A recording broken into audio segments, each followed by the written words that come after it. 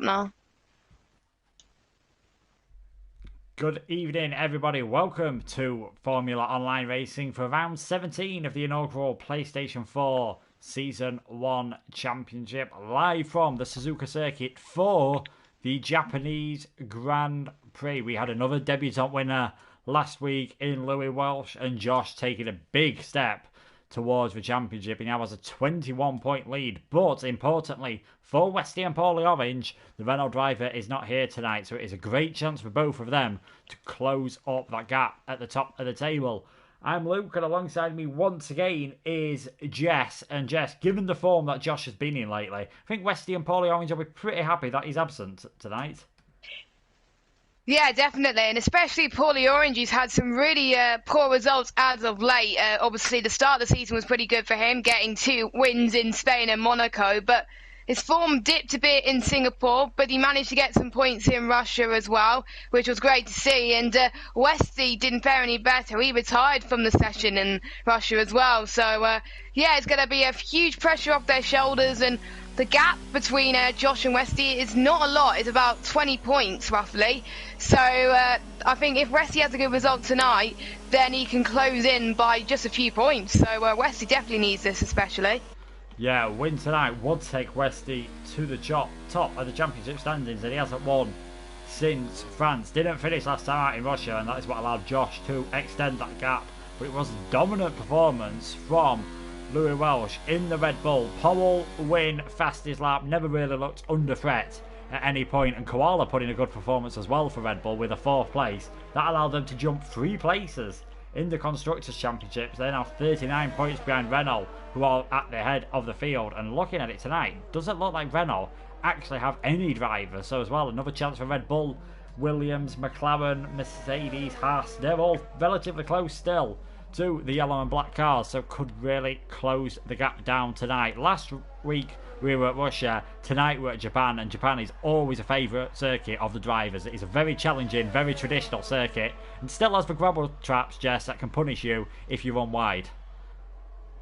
Yeah, exactly. It's hosted the Japanese Grand Prix in all but 2 years since 1987. It was originally a test circuit, which was constructed in 1962, where it mainly hosted Honda motor cars, and there's also the corners of the figure of 8 layout, which is the S section, also 130R, which a lot of people can get caught up in there as well. And only one DRS straight in this track tonight, so less DRS trains tonight, but they've got to rely mainly on the start-finish straight, because the others, they just got to rely on giving each other tow, especially 130R as well. Yeah, you can definitely overtake around there if you are brave enough. On board then with Westy coming through the S's now. You head to the top of the hill for the Dunlop curve.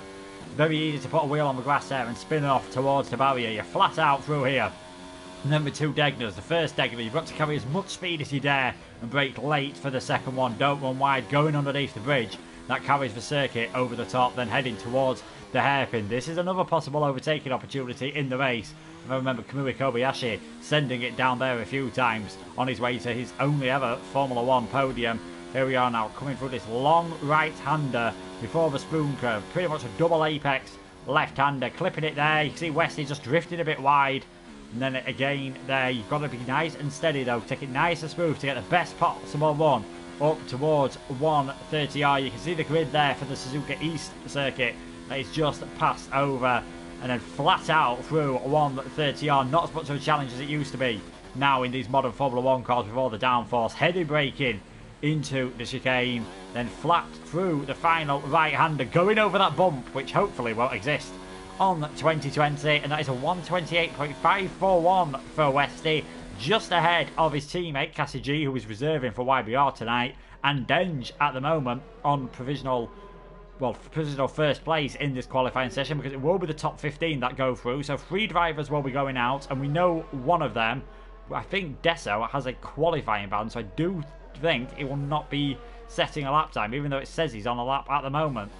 And he's just cruising around, so I think he is aware of that fact, maybe just finalising his setup. But Desso should have a qualifying ban tonight, so only 2 drivers will be dropping out in this session, and that's going to make it hard for the Racing Point driver, because as we were saying, it's not the easiest track to overtake on. It definitely isn't, and I think, to be honest, that qualifying ban has hurted him. But yeah, with a qualifying ban, you are allowed to go out for what is called an installation lap, because otherwise, there's some moments on this game where your setup does not save, unfortunately. So if you just go out for an out lap, it makes sure that your setup is saved. You go into the pits, then you retire, and then that's your basically your qualifying ban served, pretty much. So that is what these guys will have to do, obviously, but it's less pressure for some of the guys which are in the midfield. They don't have to worry too much in Q1, but the focus really is going to be Q2 for most of these guys, because some of them almost just missed out on getting into the top 10 last week, and they don't want to do the same again. Yeah, Fairham was one of those. He went for the mediums in Q2 and only just managed to finish in 10th position. That could have cost him dearly. He had a fantastic race, getting another podium in the Mercedes. He's really one of the form drivers at the moment. We're on board with VX Vexen making his reserve debut in place of Artiero, who's having a few wheel issues tonight, so he's unable to join us. So first chance we've got to see of this driver. Let's see if he's going to be able to set a competitive lap time.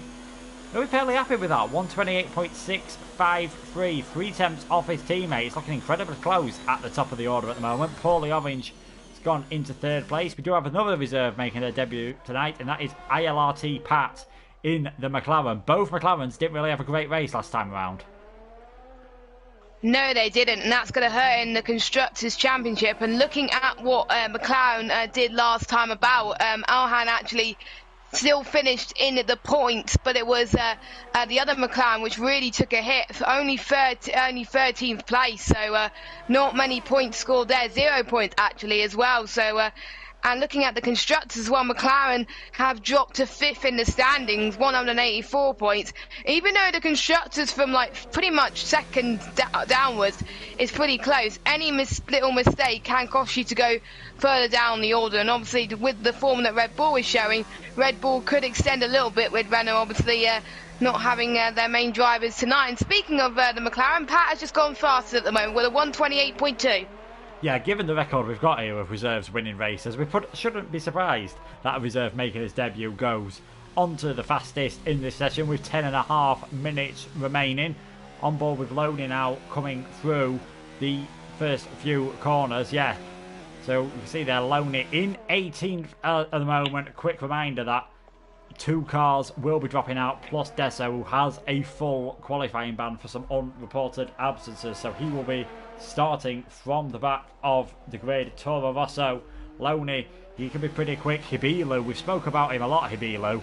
He's come so close lately on getting points for the first time, as Furhan has smashed everyone else out the park with that for now. 127.568. Yeah, obviously the times won't be as fast as Q3, obviously, only by like a few tenths per second or even more. So maybe in Q3 we could expect to see 126s.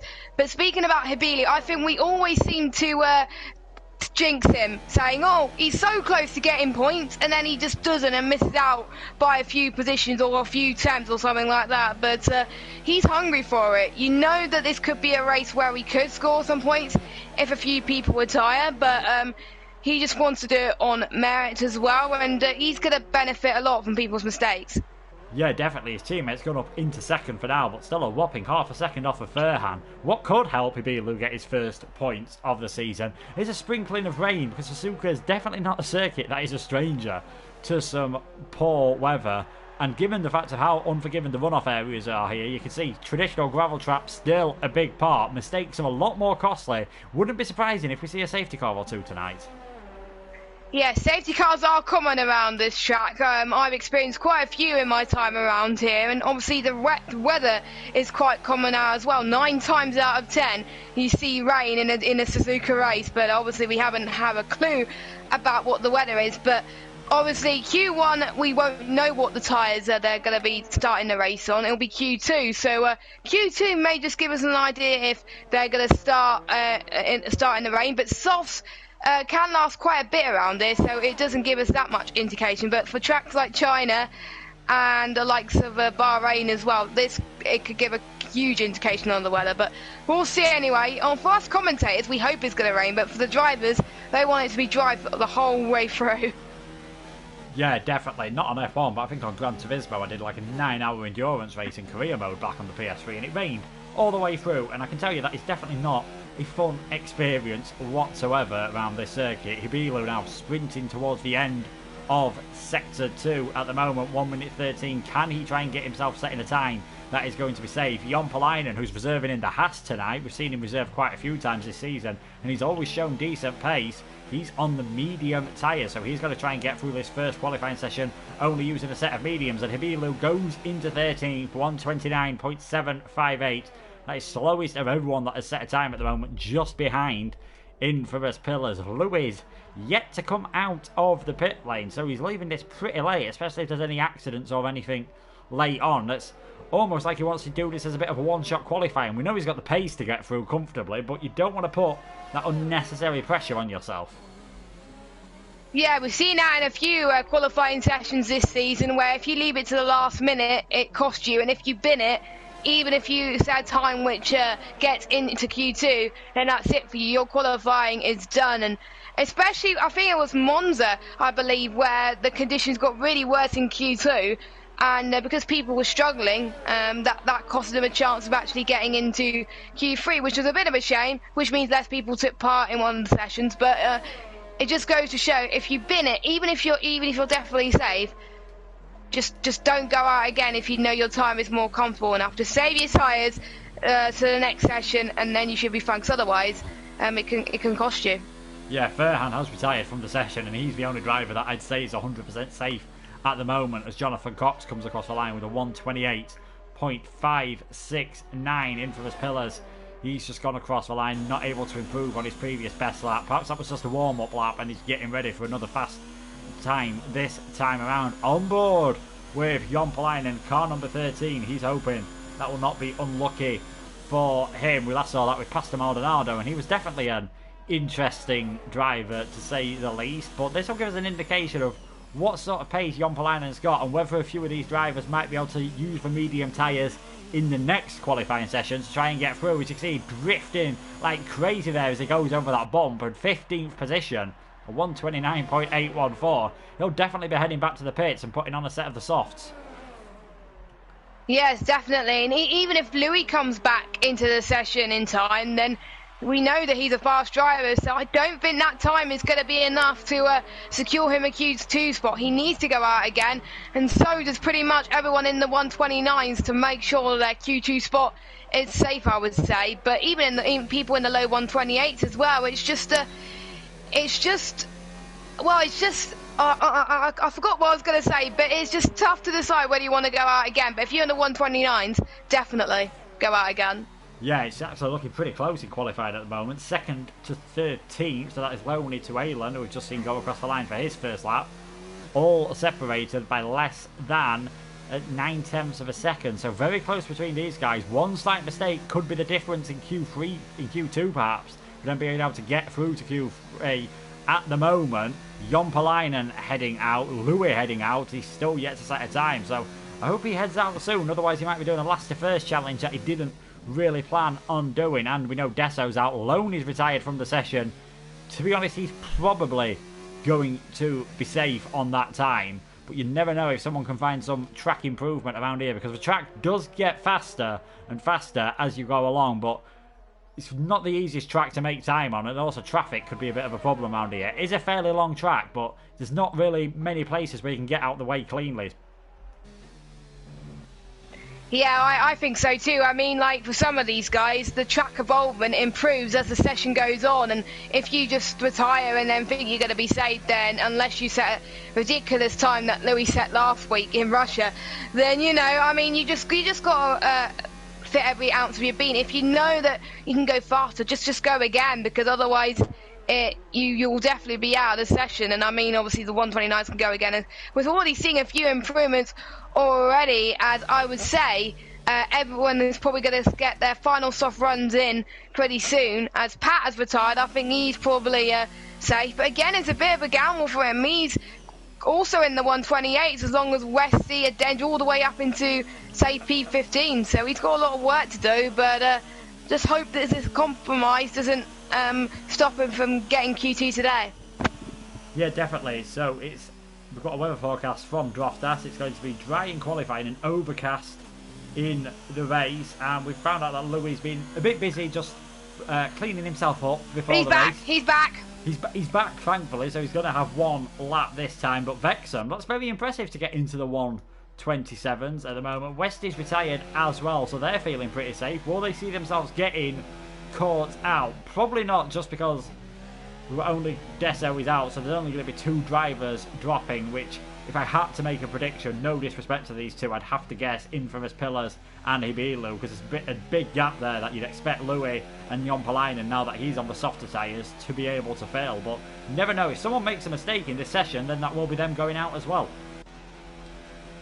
Yeah, indeed, and knowing Louis, he's probably going to go full guns a-blazing, but to be honest, Japan, as well as tracks like USA, which we're going to next week, and also other tracks on the calendar, and Russia last week as well, pretty much it's easy to cut corners around here, and it's very unforgiving, it's very, very strict, and if you mess up and you invalidate on your only lap, then kiss your chances of a Q2 goodbye. And we don't want that to happen to Louis, of course, but he's about to start his pretty much final lap. He may have time to go for 2 laps, so these are the tyres he's not going to be using for, obviously, the race, so he can go out with 2 laps and get a feel for the track now, but he hasn't got that long to do it. Let's hope he doesn't get caught up in traffic. Yeah, just looking at the track map, the nearest car to him is the McLaren of Aylan, who's just coming through the Dunlop curve now, so he's got quite a big gap out ahead of him, so he should be fine at the moment. All he needs to do is get into the top 15, but he'll be wanting to set a marker now that Furhan, who finished second last week, is on a 1:27.568, so Louis, he'll definitely be hoping to get into the 1:27s. Knowing how quick he is, you never know if he could pull a surprise and manage a 1:26 as well. Who else have we got on a hot lap at the moment? He's got Surface Ace just behind him. Jon Palainen has just started his lap, as has Jonathan Cox, so we'll stay on board with Louis at the moment. He's going to get another chance at the end of this session, which is all important, and that's another thing that plays a factor in these qualifying sessions. Not as much as when it's wet, obviously, but being last person across the line, you get the best track conditions. Yeah, definitely. So maybe it might be a blessing in disguise. And luckily, Louis has not invalidated yet, and he's gone purple in sector 2. So I'm almost certain that Louis is going to be safe unless he bottles it in the Casio triangle. Let's see how he manages that. Nope, he does that absolutely fine.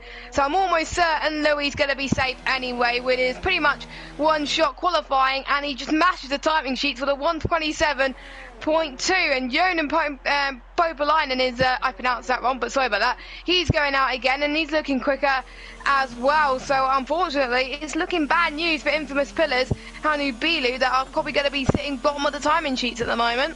Yeah, they're out on a hot lap as well at the moment. Jonathan Cox, he's just coming around final corner now. Is he going to be able to improve? No, but 10th place at the moment should keep him safe. Surface Ace, Silent Ace, sorry, he might be in a bit of trouble, but stays in 13th for now. So if his teammate finds a big improvement, or anyone else on circuit that could knock them down, Hibilu unable to improve. Jon Palainen, there you go, puts the soft tyres on, goes into 14th position. Aylan trying to improve on his time as well now, and he's got Infamous Pillars a bit behind. So these are the two that are under pressure, the only two that will be able to change positions where they are at the moment. Infamous Pillars needs to find 5/10 of a second. That's a pretty big margin to find if he wants to avoid going out in this first qualifying session, and that is assuming that the man on screen at the moment doesn't improve, and it doesn't look like he is at the moment. So I'll follow Aylan around for a bit. Actually, no, we'll change to Infamous Pillars because he is going faster at the moment. So he is up on his personal best, and we'll check what his time is coming through sector 2 at the moment. It's only 2/10 off, and Aylan did actually... Did Aylan improve? Well, on my screen he's moved up position, even though his time is still slower than Silent Ace, so I'm not quite sure what's happened there, but Infamous Pillars... Silent Ace binned it, I think. I'm not sure. I'm not entirely sure what happened with that. Yeah, Silent Ace has lost a wheel, so Silent Ace could well be out here, but it's after the checkered flag, so I'm not sure what is going to happen. Infamous Pillars did improve, but not by enough, so we know one for is definitely not going to be taking any further part in this session. I'm guessing because he's binned it, he didn't come up with a retirement there, so that's why I missed that. Maybe Silent Ace out of this qualifying session as well. We'll have to see. No surprises to see who's fastest. Louis, Furhan in second at the moment. Vexham third on his debut, and Pat in 5th doing well on his debut as well. And if we go down to those at the bottom, yeah, Silent Ace losing it at the end of qualifying session. Both Ferraris won't be taking any further part in this session. Apparently it's Silent Ace's AI who's crashed. So that's a bit galling. He'll be hoping when he gets a PS5 the AI is a bit clever and can stay away from other cars and the barriers. Hibilu out in 17th as well, and Desso, what can he fight from the back of the grid? He's had a podium before. It's going to be a tough job doing that from 18th tonight. Yep, indeed. I think he was guided about that qualifying result, obviously because of that qualifying ban. But yeah, that was very strange what happened to Silent Ace, to be honest, because I thought he was missing a wheel, but I thought if your AI crashes, it doesn't matter. But obviously in this game, it does matter. So that's very strange. I would like to hear from Silent Aces, actually, and see what happened. He may have binned it just before he crossed the line. That's probably why the retirement didn't pop up. But we'll see anyway, because that was really, really weird. Yeah, he'd finished his qualifying session, so the AI had taken over and has binned it. So, I mean, if we could hear from him, that'd be great. But I think we'd need to buy a bleep machine and put it on overdrive, because he's going to be pretty annoyed with that. He's shown some good pace this season. He's usually in and around the top 10. I mean, if we have a look, it's his third race here. His lowest finish has been 11th. He's got points in the last two, but it'll be a tough job tonight. Nothing he can do now. Both Ferraris hope they can fight back. Scuderia currently bottom of the Constructors' Championship, and it looks like it's going to be a tough job for them to get any points tonight. But 15 minutes of Q2 is now underway, and you can see there from the tyre graph, only Wrexham and Jonathan Cox at the moment showing the medium. So it's a bit like you said, Jess, the softs are a good enough tyre here to last in that first stint. Yeah, indeed. Well, to be honest, it's a tough decision on what strategy you would go for. I think most people would want to go soft to hards, potentially. Soft to mediums is a bit of a gamble, but if someone can do it, it'll probably be Louis. But yeah, it does depend on how your soft sync goes, because that'll be a true indication on what tyre you can go on next for your final stint, basically. So it's going to be a tough one. But the one, obviously, Jonathan Cox and Venom, they want to possibly stretch it out and maybe start on a much harder tyre and go out longer in the race. We'll see. They may have options open, but it is the first part. They may want to get a feel for the mediums to see if it is the best for the race, or if they want to go on the soft instead. But there's some people that we've seen in a few sessions where they've gone on the mediums, think they want to start on that tyre in the race, realise it could not be enough for them to go into Q3, so they had to put on the soft tyres. For some tracks like Monza, and obviously Russia as well, it doesn't have that much of an effect if you do start on the softs. But for other tracks, it can cost you a little bit. So I wonder how Jonathan Cox and the other guys on the mediums will do on those medium tyres in Q2. Let's see if they have a time which is going to be enough to get them into Q3. Yeah, well, Louis has gone out on an outlap also on the medium tyres, and judging by the last session, I'd say it's probably only Louis, Wrexham and Ferhan who might have been able to get away with it. But given how close Ferhan was last week to going out, I'm not too surprised to see him playing safe and staying on the softs for now. Quite often as well, drivers do tend to just set a few laps on the harder tyres anyway, just to get a bit more of a feel for the track. So maybe that's what these guys are doing. They're the only ones who truly know. But we're on board with Louis' teammate at the moment, Koala. Let's see what sort of time he can do. You're going to need to be, I think, in the low 128s, around a 128.1, 128.2, to have any chance of getting through to the next session. 27s should leave you comfortably safe at the moment, and we only saw 3 drivers do that last time around. So we'll stay on board with Koala coming through the spoon curve, and it's so crucial to get the second part of this corner right in order to get a good run down the straight, although it definitely helps when your teammate's there to give you a nice tow. That is very, very nice, and I thought that if any teammate was going to give the tow tonight, it was going to be the Red Bulls. They did it in Russia last time about. They helped the teammates pretty much, and I'm not really that surprised, to be honest. I'm surely Koala's going to do the same to Louis later on as well, but surely Louis will get a good lap anyway, and that's helped him quite a bit. 128.1, not the fastest we've seen today, but surely that would help him just by a few attempts. But we've seen how close it is in Q1, so anything can happen. Yeah, Cassie G coming across the line in the Williams with a 128.323. They'll be hoping to recover as a team after getting no points last time around. And given the fact that it's only the second race that Koala and Louis have done together, they do seem to work fantastically well as a team, and that can be so crucial, making sure you don't pit at the same time in the race and making sure you can give everyone the slipstream in qualifying.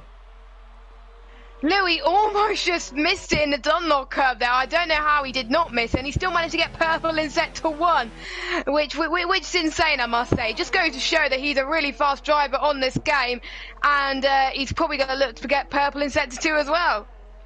Yeah, indeed. He ran a bit wide coming out of the second deck, a few more centimetres, and he could have easily invalidated this lap, but he'll have enough tyres left on the mediums, and you can see his teammate just ahead, willing to repay the favour. And I think Louis will be looking to set a similar time to his teammates to try and make sure he can get through to the next part of qualifying on these medium tyres. We've got yellow flags in sector 2, and that will be for McLaren. For McLaren, so that'll be Pat, who's facing the wrong way at the moment. Drofdas into the 127s. He'll be really impressed with that time. He's shown a lot more pace in qualifying lately. I don't think he's been showing as much pace as this man. What can he do on those medium tyres? 127.740. Only Fairham would have beat that last time around, and he was on the soft. So I think it's safe to say Louis and Droftas, I'd say, are going to be safe and can just call it a day in this session.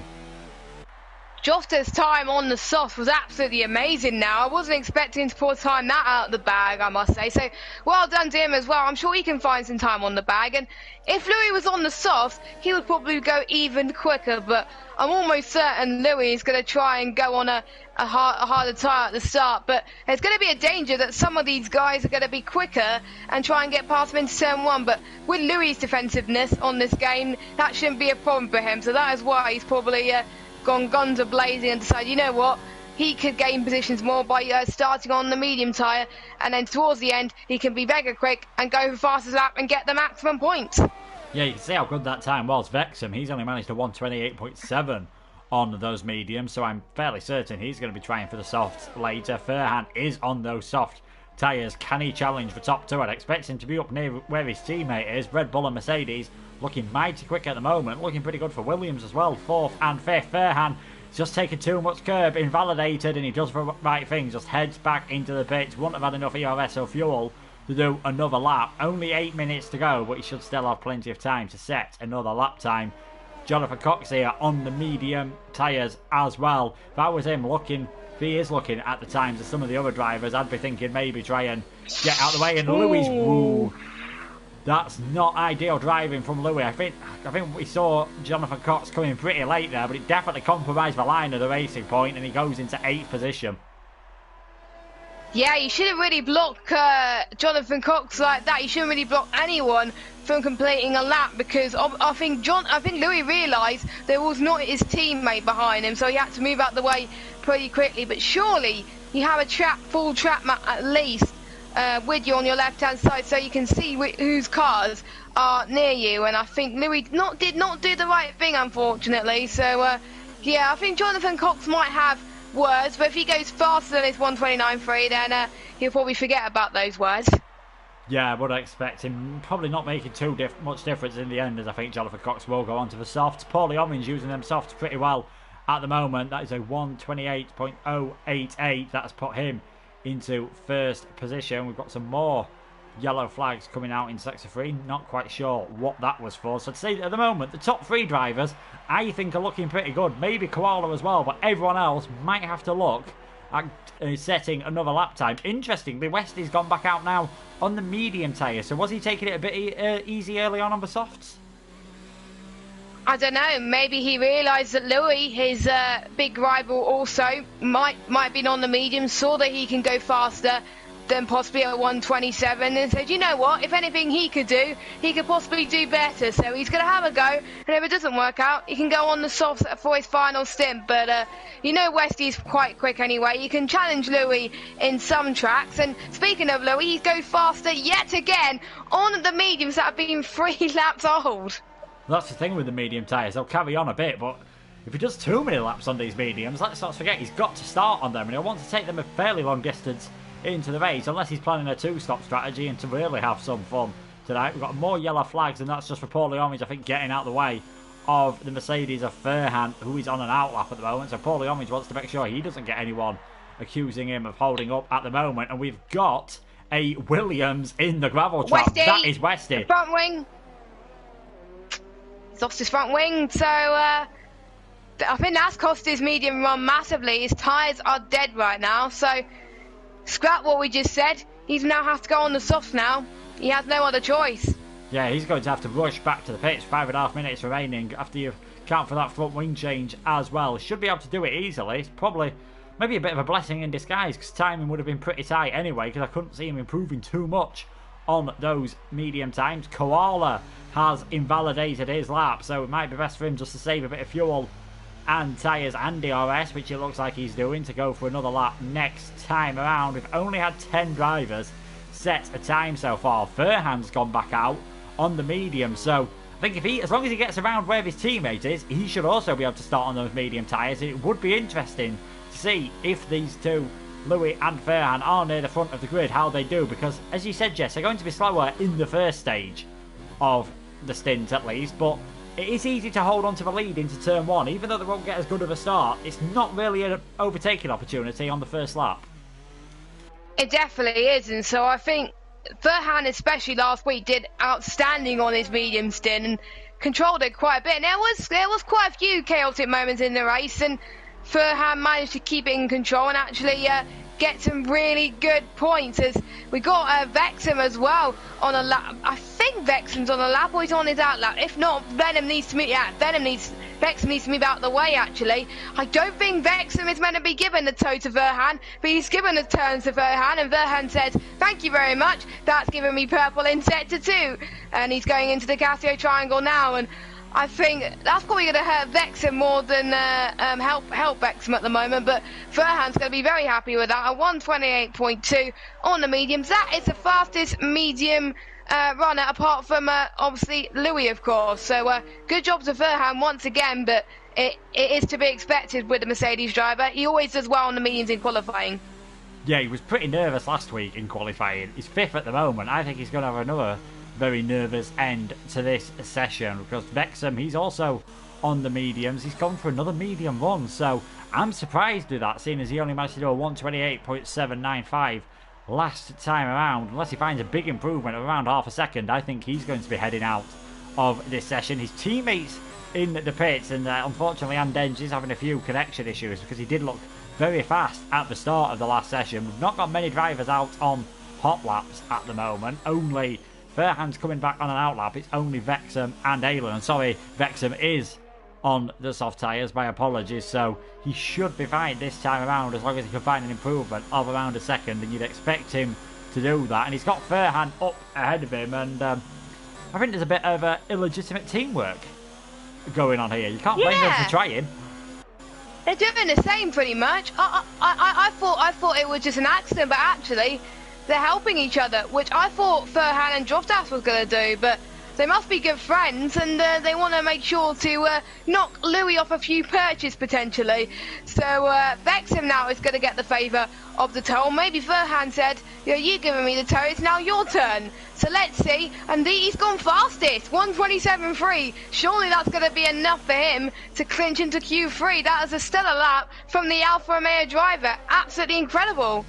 Yeah, Aylan's going very slow at the moment, so I wonder if he's made a mistake on what would be his first hot lap, trying to make sure he's not got any damage on his car, but he will be able to go again. Jonathan Cox is going to go on the medium tyres. Verhan, he's pretty confident at the moment, but there's a few drivers behind him. We know Aylan can improve. Loney, this time, that's not a representative lap time, so we'll see what sort of time he can go, because I think Verhan, despite that toe he got from Vexham, might still be finding himself in a bit of trouble in this qualifying session. We know Loney can improve. I think Cassie G, Westy, and maybe Jonathan Cox as well. That put him in 10th place, so we'd only need one more car to find a good lap time. And you see, Loney actually is just warming up again for another lap. So seems to be a strategy he goes for, of one out lap, a slow lap, and then finally going for the fast lap. And he is only going to have one more chance. You've got Jonathan Cox. He's on the bubble at the moment with a 1:29.366, but again, he set his faster time earlier on the medium tyres. so he'll find a big improvement this time around. And Westy, he's got that front wing changed. It's now or never for the Williams, and really, tonight's the night he needs to take advantage of Josh not being here. He wants a victory, but with the pace that Lewis showing, that's going to be a difficult, but podium a minimum for Westy.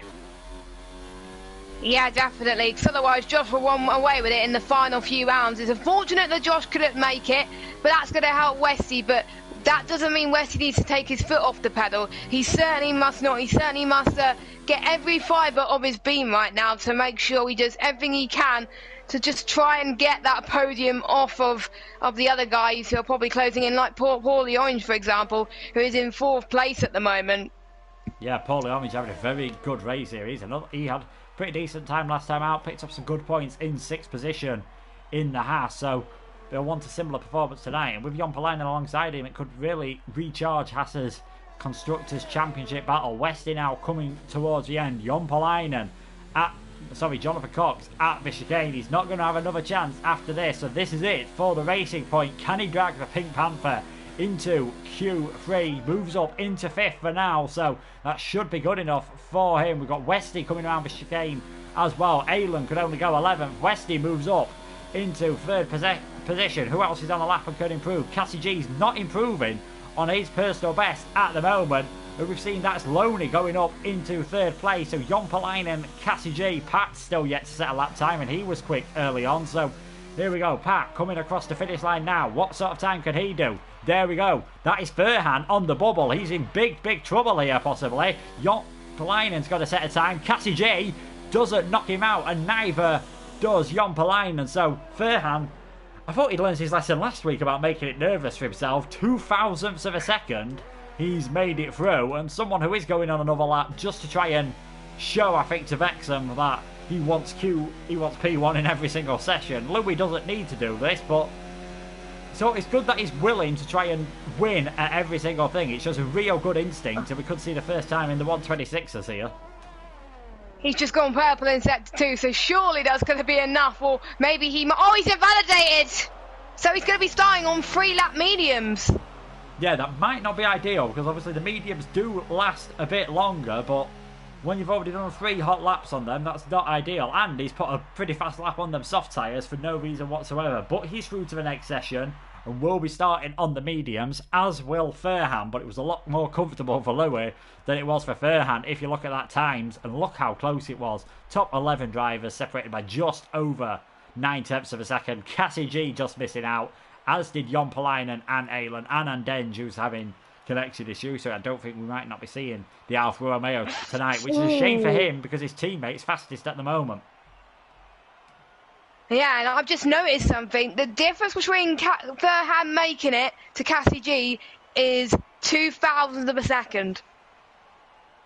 Yeah, that was very... I mean, Furhan last week in the post-race interview said he found it a bit nervous in qualifying, and he's put it under himself again, and it's a pretty good job Wrexham was there to give him a tow. Otherwise, he'd have been out, and it would have really backfired for him. But they'll all be going for the softs in this session. That is guaranteed. And judging by the end of that session, as long as Louis can keep it clean, it's probably going to be a second pole position in a row.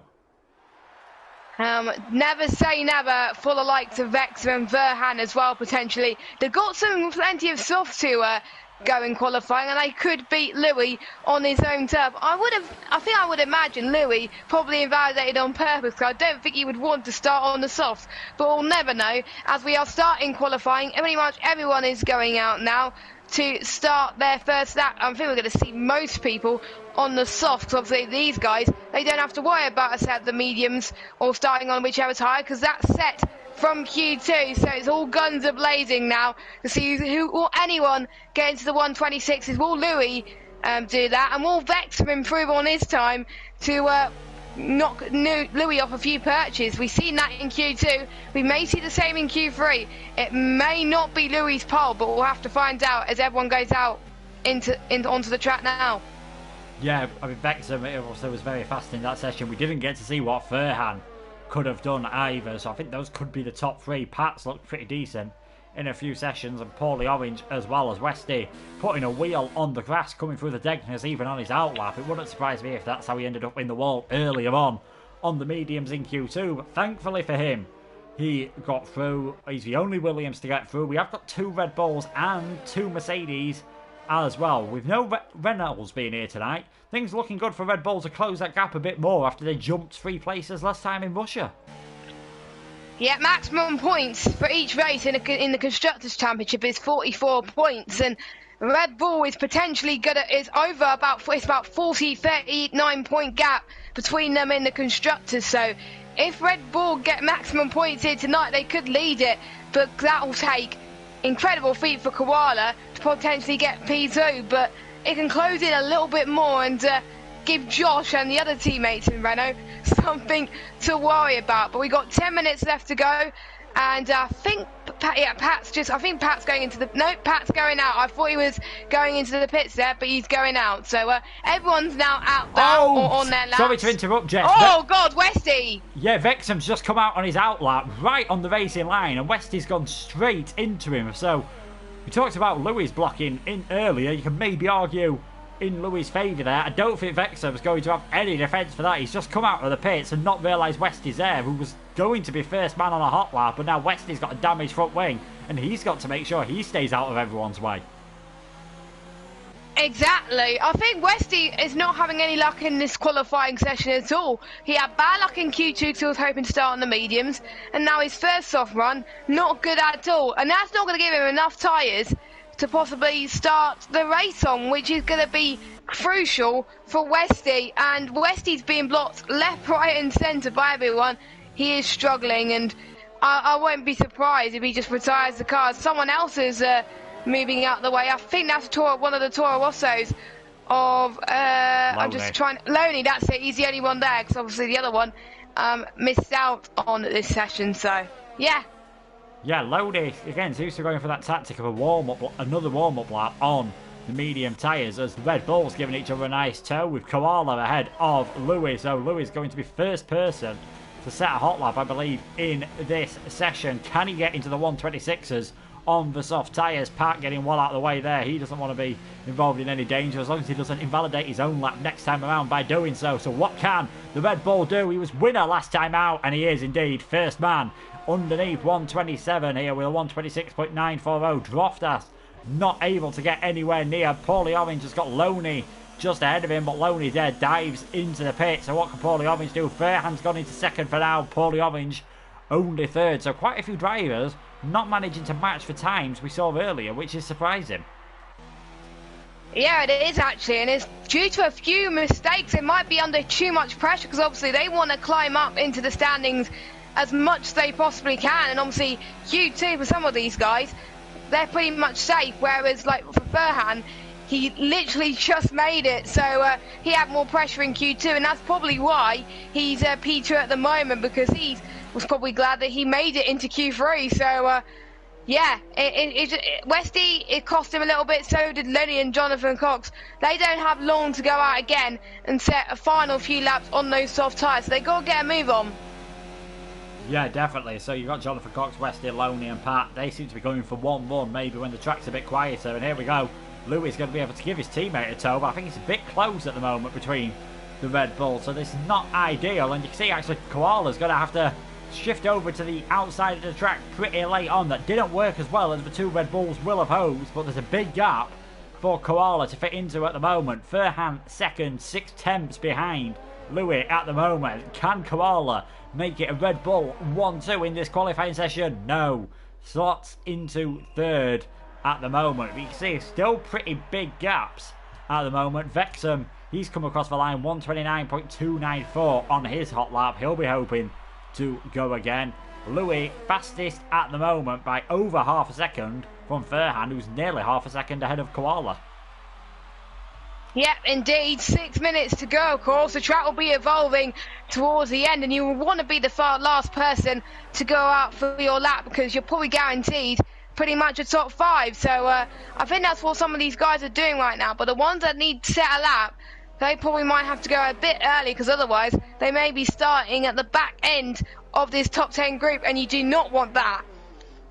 Yeah, you don't want to be in the midfield. There's a big concertina effect, obviously, and all the midfield closers together. And with turn 1 not being a huge breaker zone, especially when you're not coming at it from full speed, it can so easily have issues on the first corner. I think we've seen, if you watch the rewind the other week, you'll see Sato and Barrichello going off there. Alonso, possibly one of the crashes that cost him a chance in the title in 2012. He was involved in a big accident on that corner as well. Koala and Vexham just heading back to the pits now. Verhan, he'll be pretty happy with that second place at the moment. Puts him in a good position in the race. But if it stays like this, him and Louis could be under pressure given they're starting on the mediums. Yeah, exactly. And I think Verhan wants to make sure he gets that win. So he's going to do everything he can to stop the Red Bulls from potentially getting a 1-2. And his lap time is pretty good as well, but just not enough to snatch Louis off his perch at the moment. And we've seen Vexham 129.2. I know he could do better. He beat Louis in qualifying. He almost got into the 126s, so surely he can probably go up there and possibly beat Verhan as well. So it is all to play for pretty much all of these guys. They're all big names here. We haven't seen what Pat can do. We'll have to wait and see what Pat can do, see where he qualifies in this session as a reserve driver. We usually see reserves do well on this track, so, you know, anything can happen with Pat. So we'll have to wait and see. Yeah, definitely, indeed. It's all got rather quiet around the Suzuka circuit. All nice and serene. The only movement of any wheels is the big wheel in the background. And I know if I ever get a chance to visit the Suzuka circuit, I'm going to end up on that wheel at some point. Imagine if it stopped at the top and you got to see the entire race from there. That'd be pretty cool. Yeah, I would like to see that as well. And I almost had a chance of going to the London Eye a few years ago, and that was pretty much a good experience I would like to go to. But yeah, I've never seen this in a while where literally no one has gone out yet. But I've seen a McLaren go out. That's Pat's. He wants to be the first to go out, but that's a wise decision, a good decision actually, especially if you haven't set a lap time. And he's on the soft tyres, I believe. Yes, he is. So that's a good decision. So he's got, I think, pretty much one chance only to set a competitive lap time. As we're seeing more people go out of the pits now, it's crunch time. Yeah, this is it. The final 3.5 minutes of this session. Red Bull 1-3 at the moment with Verhan just behind. We haven't seen a lap from Pat, Jonathan Cox. Westy and Loney have been out, but for various reasons didn't set a competitive lap time or any lap time. In fact, so it'll be interesting to see where they feature in this qualifying session. Can you see anyone challenging Louis? And if not, who do you think is going to get that second position? Yes, let us know in the chat, of course, who you think is going to get pole position. We've seen a few surprises. We may see a few people bin it. We'll just have to find out. Of course, there's a few people still not out yet.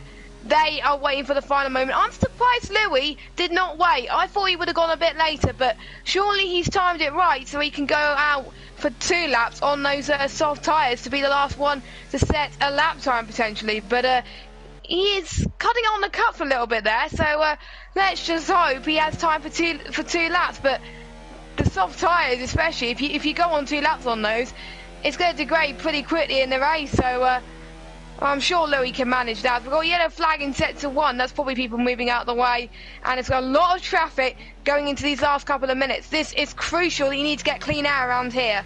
Yeah, and I think why Louis gone out early on is you've just seen his teammates coming around the first couple of corners now. He's going to get another tow off Koala, I think, and then still have enough time to give Koala a tow on his flying lap. So Louis, I can't imagine doing 2 flying laps. I think this is going to be it. There is a lot of traffic out on circuit at the moment, and Pat might find himself getting bogged through a few of these corners. You can just see some of the cars going up ahead of him. That was a Mercedes just up ahead, but they're all going to be slowing down to try and get out of each other's way, and that could cost Pat here. And you can just see stuck in a traditional traffic jam here.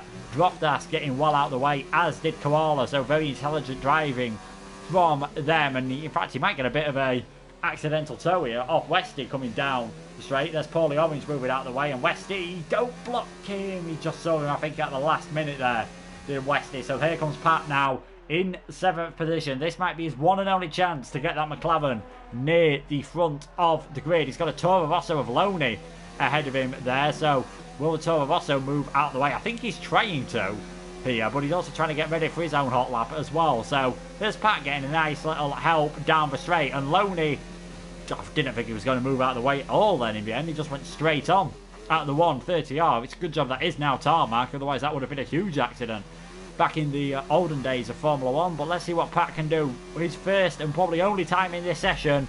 Good enough for third for now. Is Louis improving? Yes, he is. 126.866. And it's going to be tough to see anyone beating that. Everyone now coming on to their final laps. Just half a minute remaining. Yep, and did I see Furhan go out of the pits? Actually, no, he's not. He's struggling. He's gone off. Or I think that's qualifying over for Furhan by the looks of things. But he was hoping he was going to get a tow or something from Joftas. But, you know, he's kind of on the cusp of fuel as well. So for some of these guys, they've left it a little too late. As, yeah, I don't think he's going to go again. He's on 0 ERS. The checker flag is dropping. So we're seeing a few people in sector 3 at the moment, as we've seen Jonathan Cox doing a very good sector 2 right now, but we've seen people go fast in sector 2 but just completely bottle it on the final sector, or even the first sector actually. Jonathan Cox, he's going to be the first person to cross the finish line, and it's a 4th place for him, as we see a few. I'm just seeing who else is going across the line. No one yet at the moment, and Verhan can't improve, he's invalidated, and we got Pat going again for another lap. He's got enough errs to go for another lap again, and I think he's given an accidental tow to Loney as well.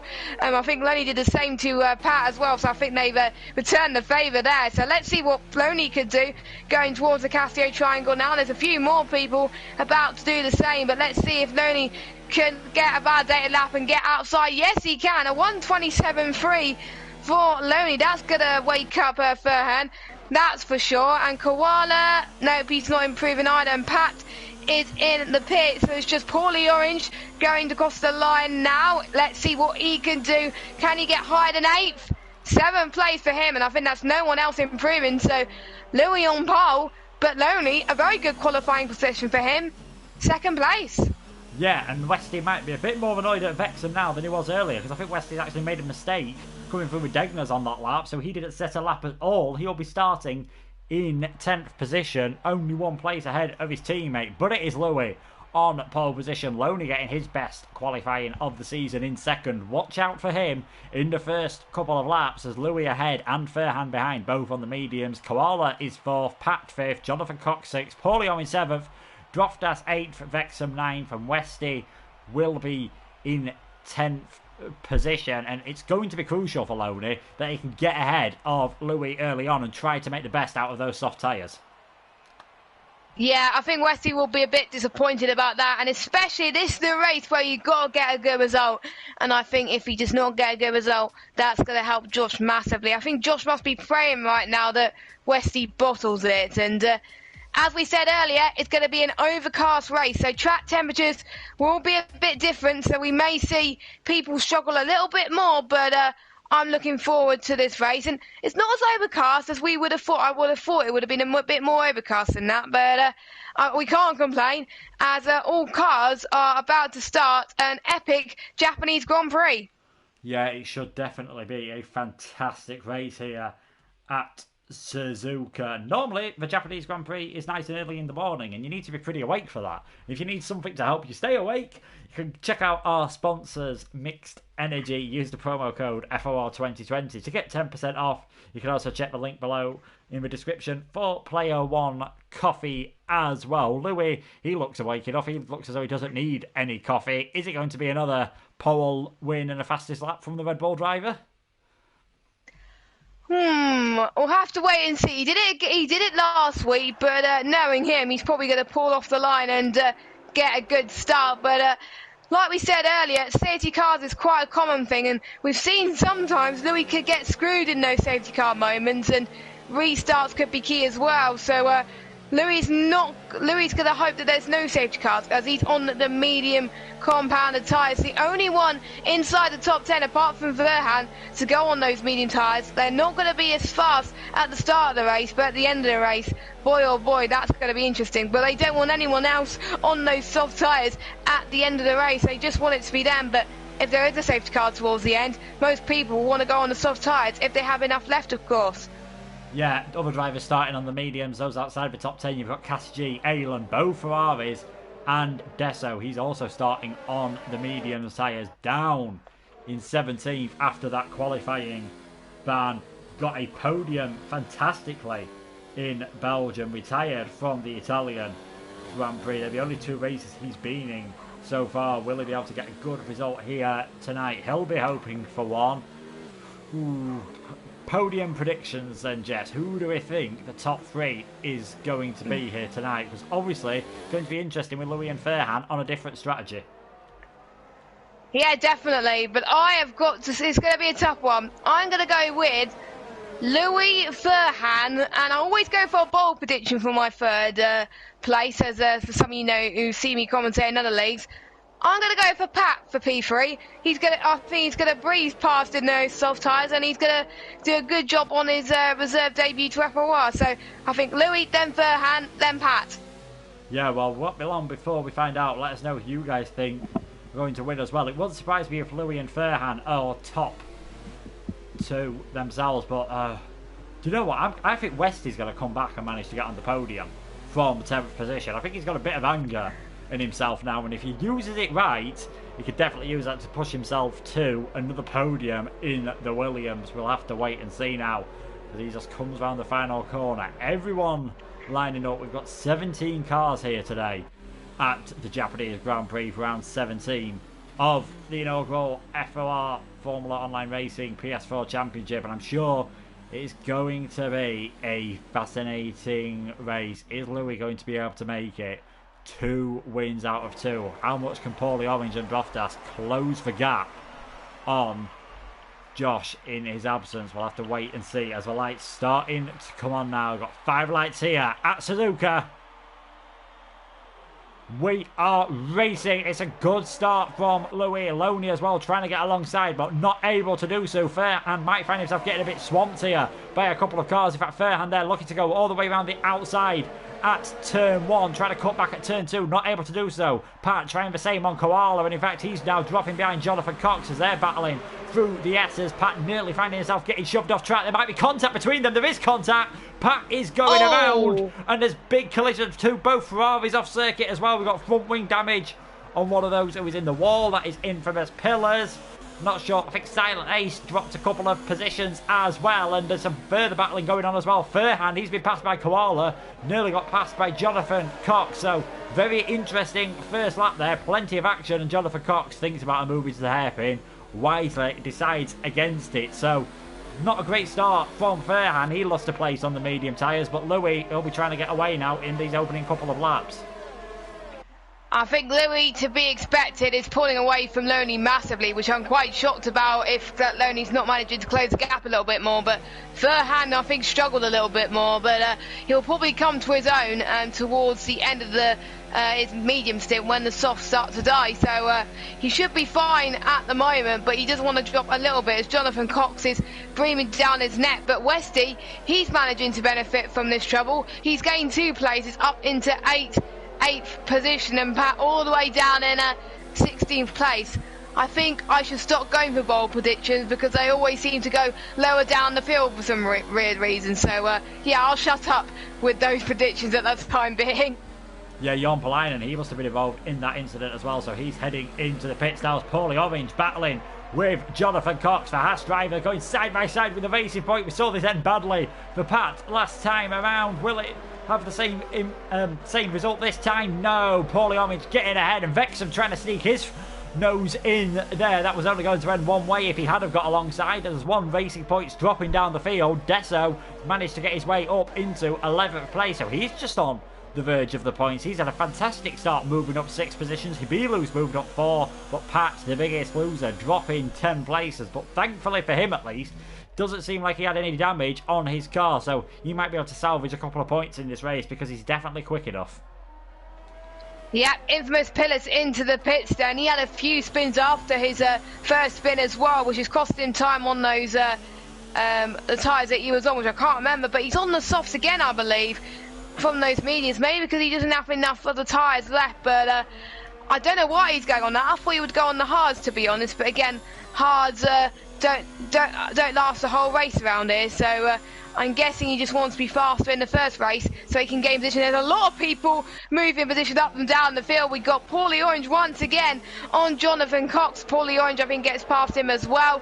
And we got Vexham and Cassie G right on the back of this as well. Well, Jonathan Cox must be really struggling on those soft tyres, and I think the others are taking advantage of it. Cassie G is going to try and make a run on Vexham into turn 1, but thinks better of it at the moment. I think Jonathan Cox his tyre wear must be really bad on the back end, because Vexham is doing very well, and so is Cassie G on those mediums. Yeah, and Jonathan Cox, he's dropped more than a second behind Paulie Orange. That could be crucial. The Hearts will be hoping to stay within a second of Furhan, because Furhan on those medium tyres might be a bit vulnerable in these opening stages. Habilu's coming to the pits, not sure whether he had any damage. I did see him get some warnings for penalties. I think Vexham has nearly lost it there behind Cassie G, and that's going to give Westy a fantastic run coming up to the hairpin.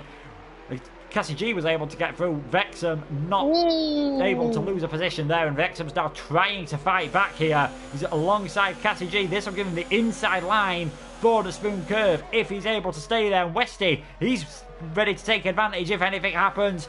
The Alfa Romeo goes through, and Westy takes advantage of that, getting back ahead of his teammate as well. So opportunistic driving from Cassie G to get ahead of Vexham originally, and somehow ended up costing him a place, as now Droftas is in his slipstream as well. This will be a very brave move into 130R. Surely you just line it up for the chicane or wait until the DRS zone. Yeah, I'm sure there'll be a bit of team orders going on at Williams, because obviously Westy is further ahead in the championship than Cassie G. So I wonder what Cassie G will be thinking. Will they be allowed to fight for position, or will Cassie G be told, right, Westy's in the championship fight, you're not, you stay behind and make sure you keep hold up Droftas behind you. But it's no easy going there as well. But I'm surely, if Westy can't get past this guy, maybe Cassie G may be given a chance pretty soon as well. So it's really, really tough to call on what these guys are doing. But by the looks of things, Cassie G has been told to stay behind Westy. Yeah, I think definitely for the next few laps that will be the best thing to do. As the mediums become better than the soft, swap over and maybe give Cassie G a chance to move further up the order. Deso, who we're on board with now, was the man looking raciest and most likely to make a pass on anyone last time around, but there's a bit of a DRS train effect going on here, and it's not really a long DRS zone. It's definitely not as effective, the drag reduction system around Suzuka, as it is around some other circuits. So I think maybe having to go into the chicane might be the best decision for some of these guys if they want to make an overtake. Up out front at the moment though, Louis doesn't have to worry about that. 2.7 seconds his gap to Loney, as we've got a yellow flag in sector 1, and that is Habilu, and he's got big damage to his front wing as well. So it doesn't look like he's going to make his debut points this time, and he's in the wall. He's off in the wall. Is that going to cause a safety car or a virtual safety car? He's pretty far off the track, so I think we should be safe at the moment. So doesn't look like that's going to cause any problems, but we do have our first retirement as Vexham, he's all over the back of Jonathan Cox actually this time around. He's now going for attacking down into turn 1. They're side by side, and yes, Alfa Romeo spinning around. That happens a lot. Yeah, definitely, and usually sometimes if you're on your inside and try and going for the move, then usually the inside car usually goes for a spin, and that was a shame from Vexham. He's down into 12th place at the moment, but sometimes you got to take the risk. Vexham took the risk, and it did not pay off for him. What a shame for him, but he's got to salvage this. He knows he's faster than some of the guys ahead of him at the moment, so hopefully he could make a comeback before he has to pit. Yeah, we'll have to see. That's promoted. Westy up, and as I just got off screen from Vexham, he's lost it again, and now he is going to have to pit because he's got damage to his front wing, missing an end plate. So Fizz going from bad to worse. It's really been a terrible lap for Vexham. He was battling with Jonathan Cox, went for an optimistic move, I must say, because that door was always going to close, and if you're the inside car on F1 2019, the drivers are all aware, it's usually you that comes off worse. The same thing happened with Pat earlier, and now that he's got front wing damage, it wouldn't surprise me if he pits and puts the hard tyres on this time around. So now that gives the Williams of Westy a free run at Jonathan Cox, and he's already closed that gap because it was more than a second at the start of this lap.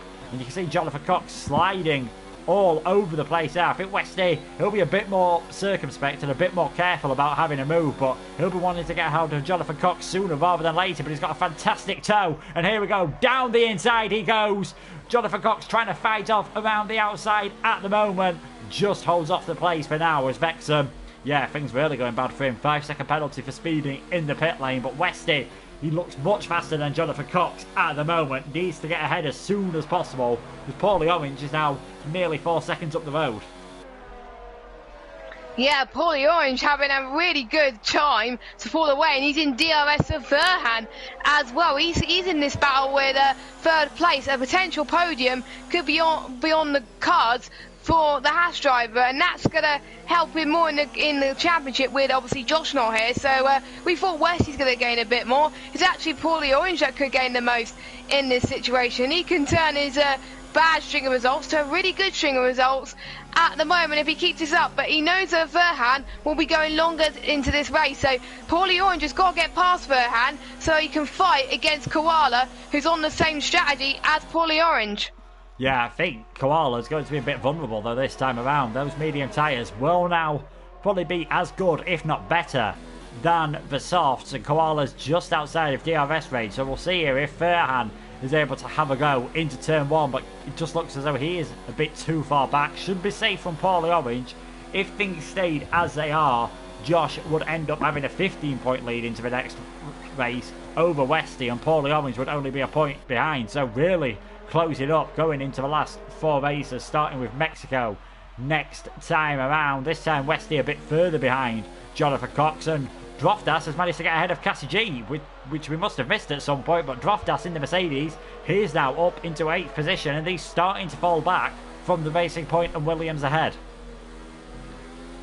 Yeah, definitely. A few people actually dropping back as well, so maybe the softs are probably not the best tyres to be on right now. You probably may want to go on to the hard tyres and then salvage this until the end. We'll have to wait and see, of course. Maybe people be on the mediums will be the best option for Verhan and Louis. They're absolutely flying at the moment, and you can tell that the mediums are faster because Louis has found another second on Lonely up front, and Verhan is trying to break the DRS from obviously Paulie Orange as well. So potentially people going on those soft tyres, it may not have lasted longer than we would have thought, but it may be due to those track temperatures.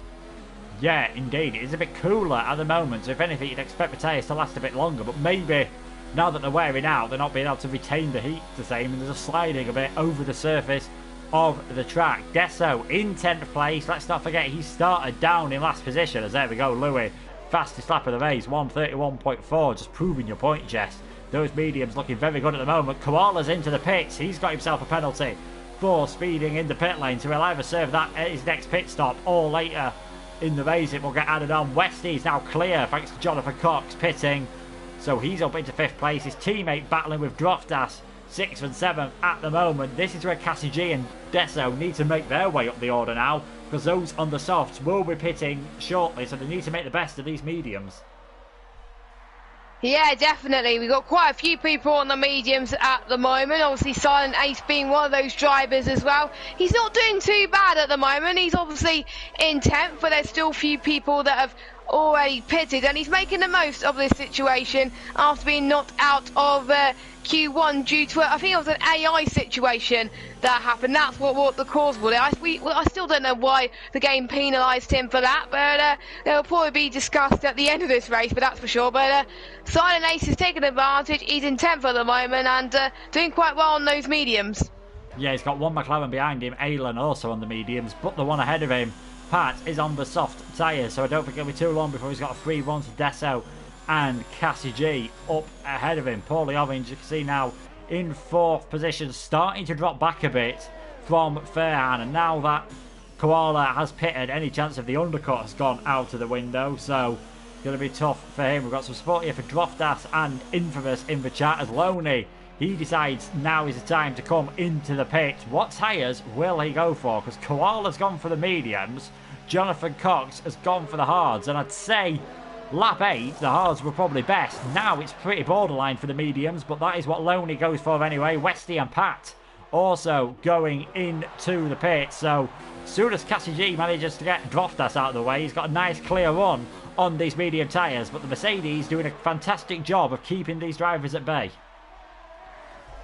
Yeah, definitely. The Mercedes drivers working together, of course, and there was a few tracks in real life where we've seen the double stack, but obviously that's not going to happen here. I kind of wish it happens in F1 2020 when as soon as your teammate goes out of the pits, then they can serve your car, but that probably will not happen, which is a bit of a shame, but we've seen a few instances in some leagues, actually, where we've seen the double stack actually work a little bit if your teammate's a little bit further behind. So maybe we might see that in the case of Verhan and Drofdas. Obviously Drofdas will need to pit earlier than Verhan, but if they go on to a similar strategy, if something bad happens at the end, then that probably might have to happen. As we've got a yellow flag in sector 1, that's probably Vexham. people. Yeah, that's Vex. He's just not having a good day, isn't he?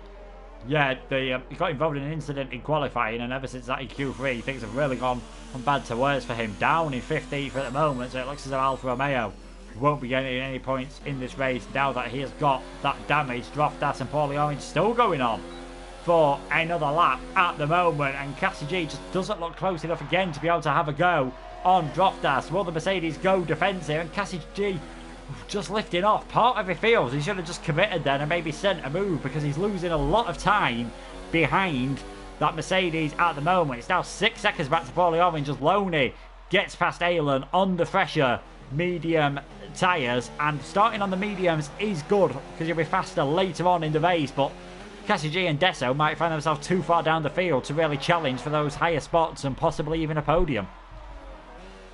Yeah, if you're not that higher up on the medium tyres, then possibly kiss your chances of getting a good result goodbye pretty much. But Cassie G's probably minding his own business right now, but he knows that he's got to try and defend from Desso behind, who probably wants to be ahead of them at the pit stop, of course. But Geoff Daz is running his own battle as well, but he must know that the other two are on a different strategy, so surely he doesn't have to fight this one.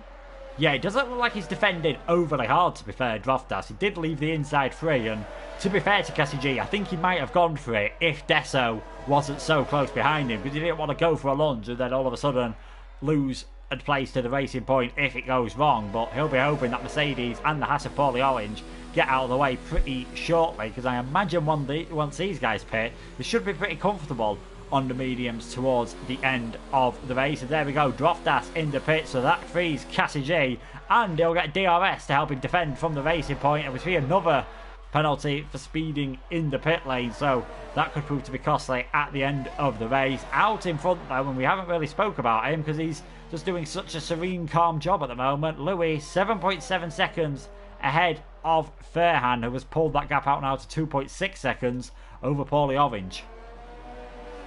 Yeah, indeed. Louis showing why he deserves to be in this league, of course. There's no means feat. He could possibly get 2 wins in a row, and he could join the 2 wins club here at FOR, of course. The only people to get 2 wins is obviously Paulie Orange, Westy, and Josh. And now in the top 3, and obviously Thomas got his 3rd win, I think, in Italy, obviously. And obviously Verhan got 2 wins as well. So Louis is going to be part of an exclusive club here if he keeps it up.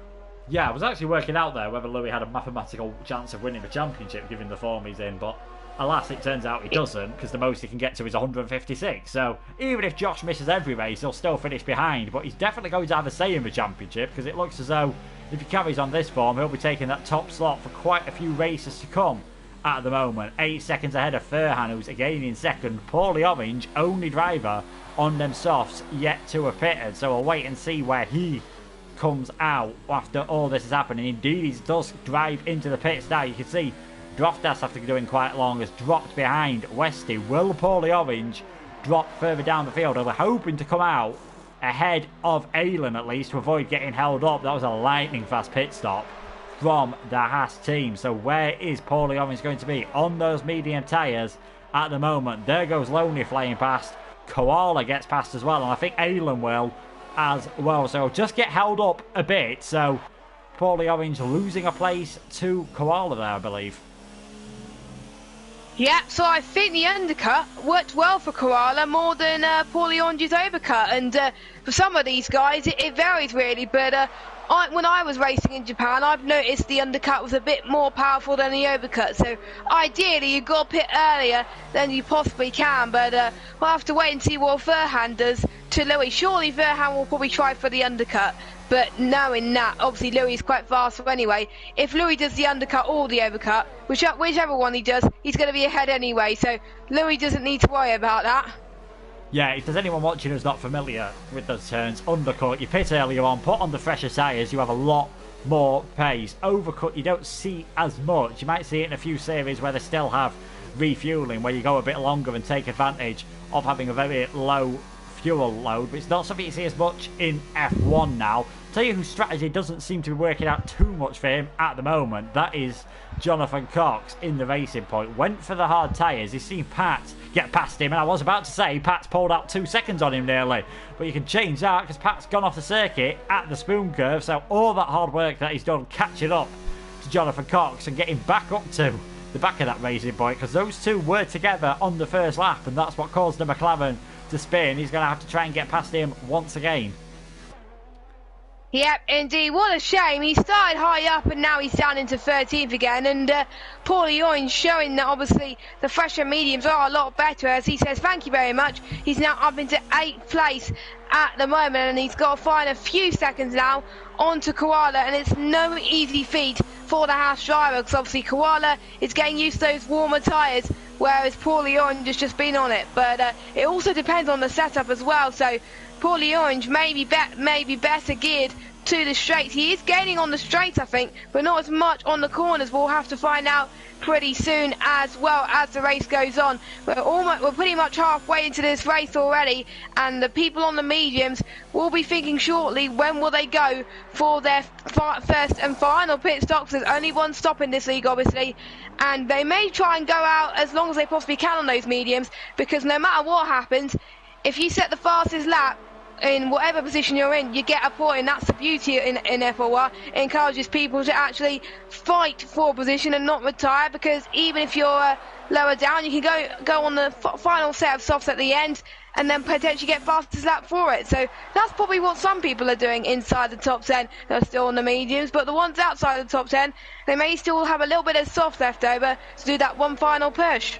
Yeah, in for his pillars. He's just been in for his second pit stop after getting involved in that lap 1 incident. He'll now be on the mediums towards the end of this race. Koala in 7th. He was the first guy to pit on those medium tyres, and he is going to have to go quite a long way. 19 laps, he'll have to do on those mediums, whereas Paulie Orange, 4 lap fresher tyres. That could be one to watch towards the end of the race. It currently looks like it's going to be a battle for net 4th position, perhaps. Depends where Verhan and Louis come out and how long they can make the tyres last. And you've got Desso, who's actually managed to get ahead of Cassie G. So I said he was looking racy earlier on. He started at the back. He's in a podium position for now. Will obviously drop a long way down the field after his pit stop, but all these guys will be lightning quick on the softs in the top 5 towards the end of this race. And Loney, he might be hoping that Surface and a few of the others pit soon, because he's starting to catch up to these guys now. Yeah, I think they must be praying that people are going to lose time so they can gain. As Vexen is out. Vexen's out and Loney's spun it. Loney has spun coming out of the spoon curve, and he's going to have to do a bit of a bang and apron here to get out of that. He's dropped so many places. He was up in 6th, he's down in 10th position now, and the Droftas is going to get him as well. So Loney looking like a possible podium. He's thrown it away here, just getting on the curve, out of the spoon curve.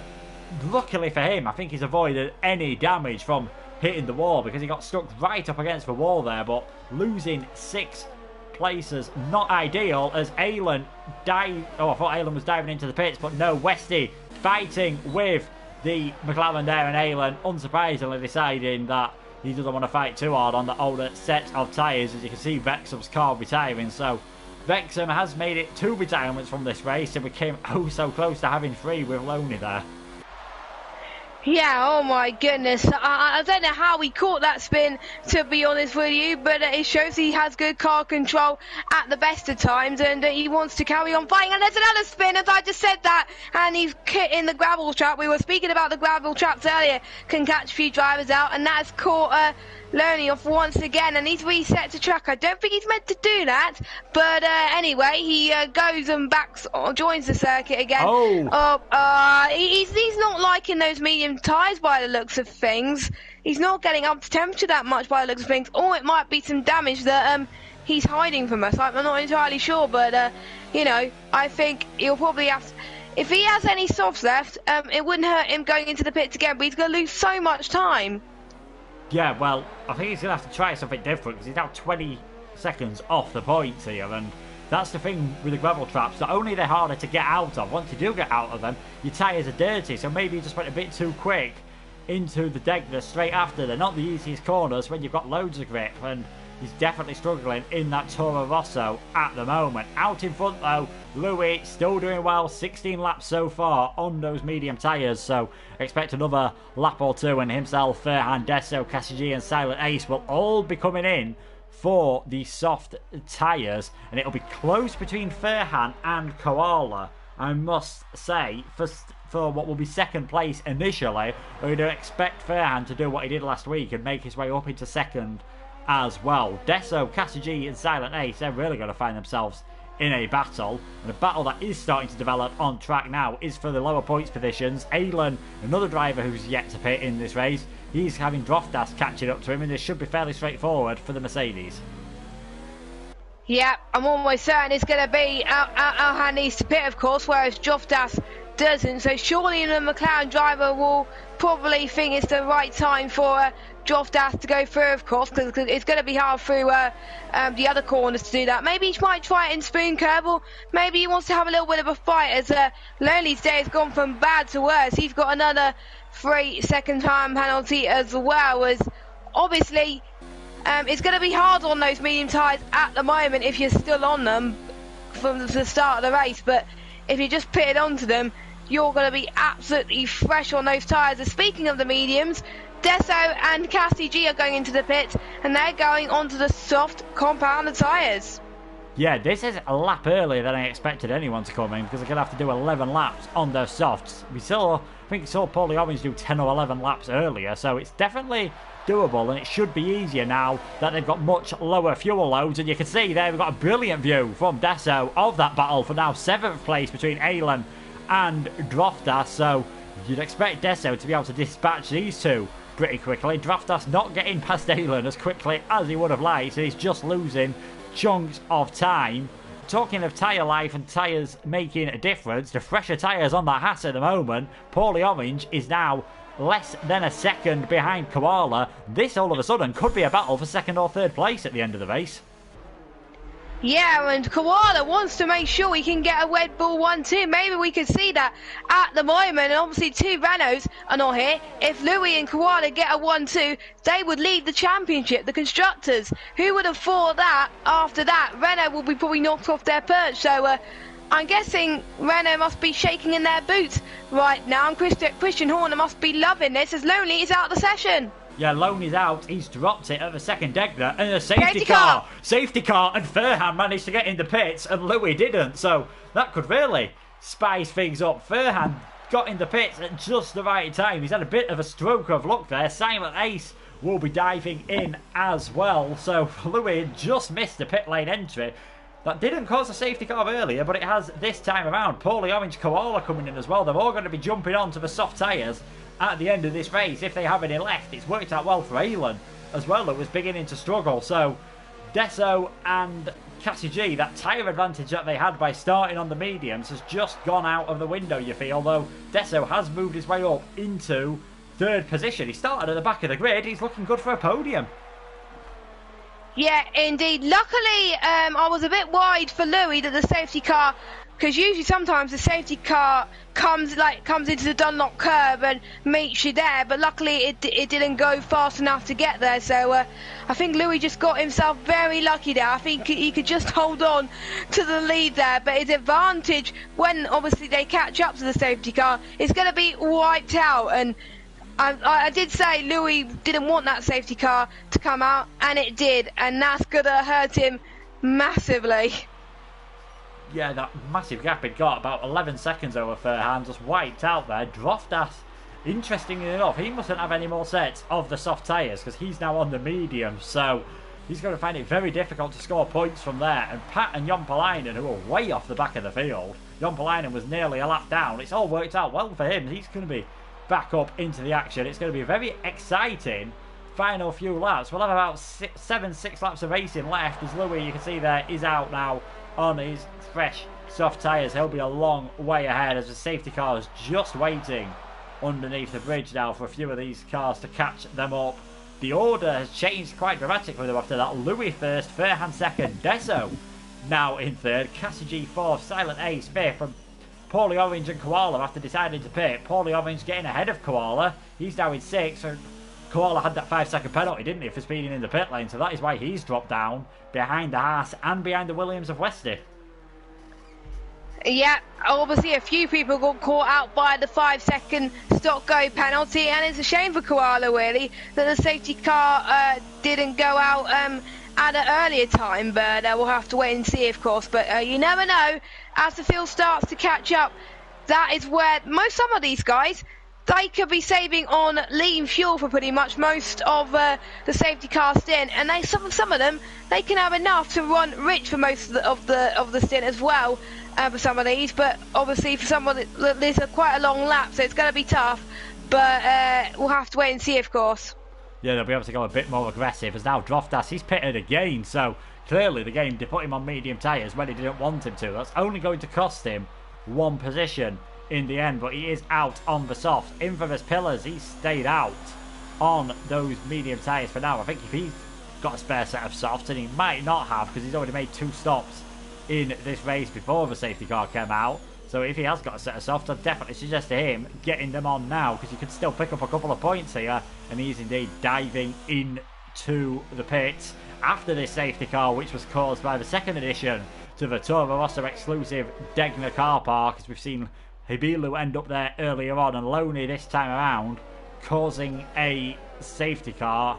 That gives Fairhand a chance possibly to get a win here that he would not have expected a few minutes ago.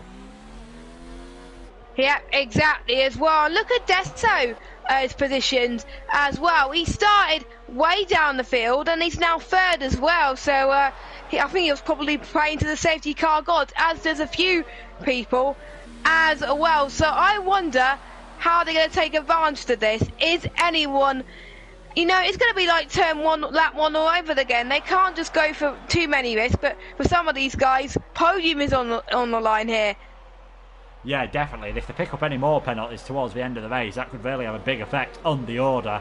Let's not forget, safety cars quite often lead to other safety cars now that all the field is bunched up, and really knowing they haven't got much time to make the most of it. What this safety car has done is meant that any worries about Deso and Cassidy's tyres not lasting towards the end gone completely out of the window, as they're third and fourth at the moment. And let's not forget Silent Ace, he had that issue with the AI in qualifying.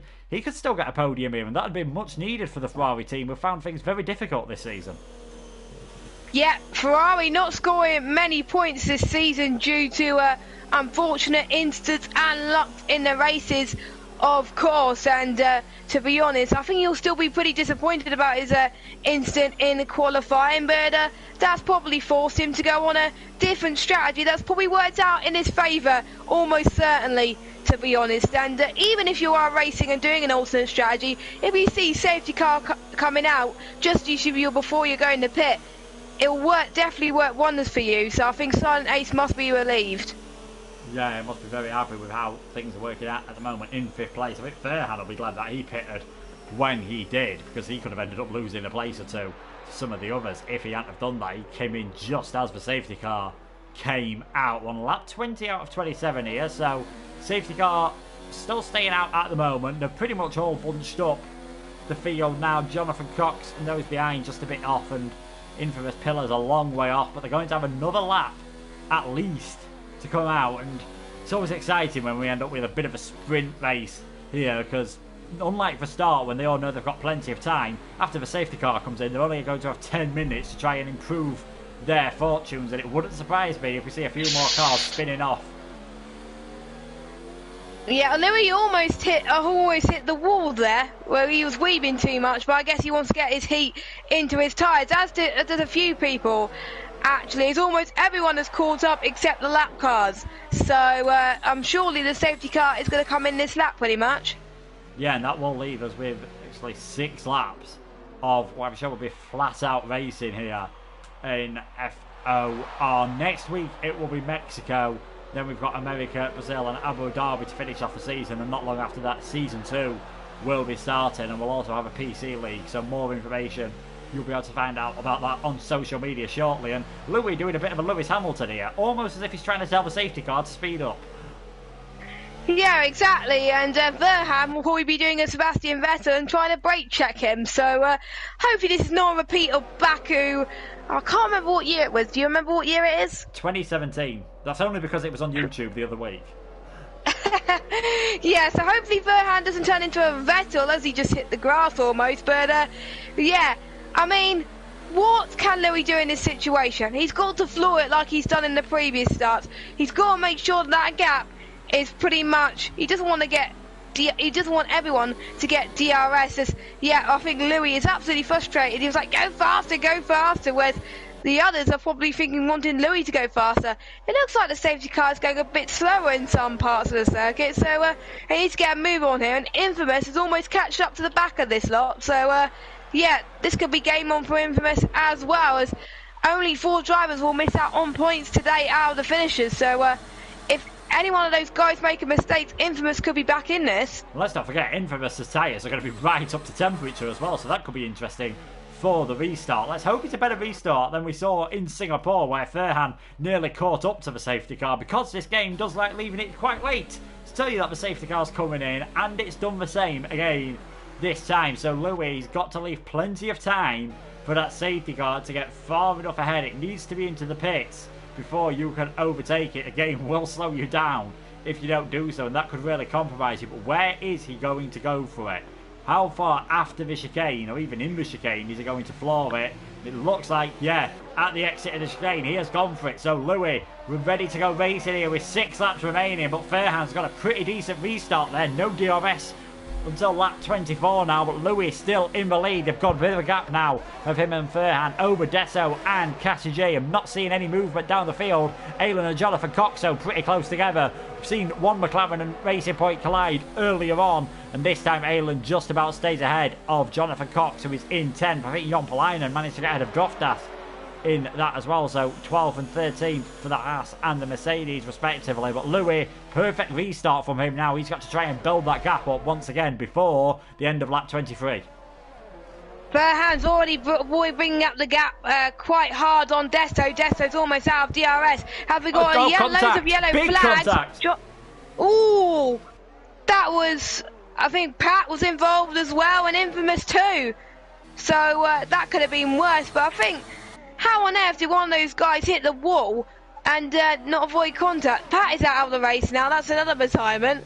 And I was surprised there's no another safety car, but I'm hoping not, because I want some actual racing. But yeah, we're now down to 13 drivers, and it's a shame that a few drivers got caught in that, but that's allowing some people to jump up, like Papanainen up into 10th now.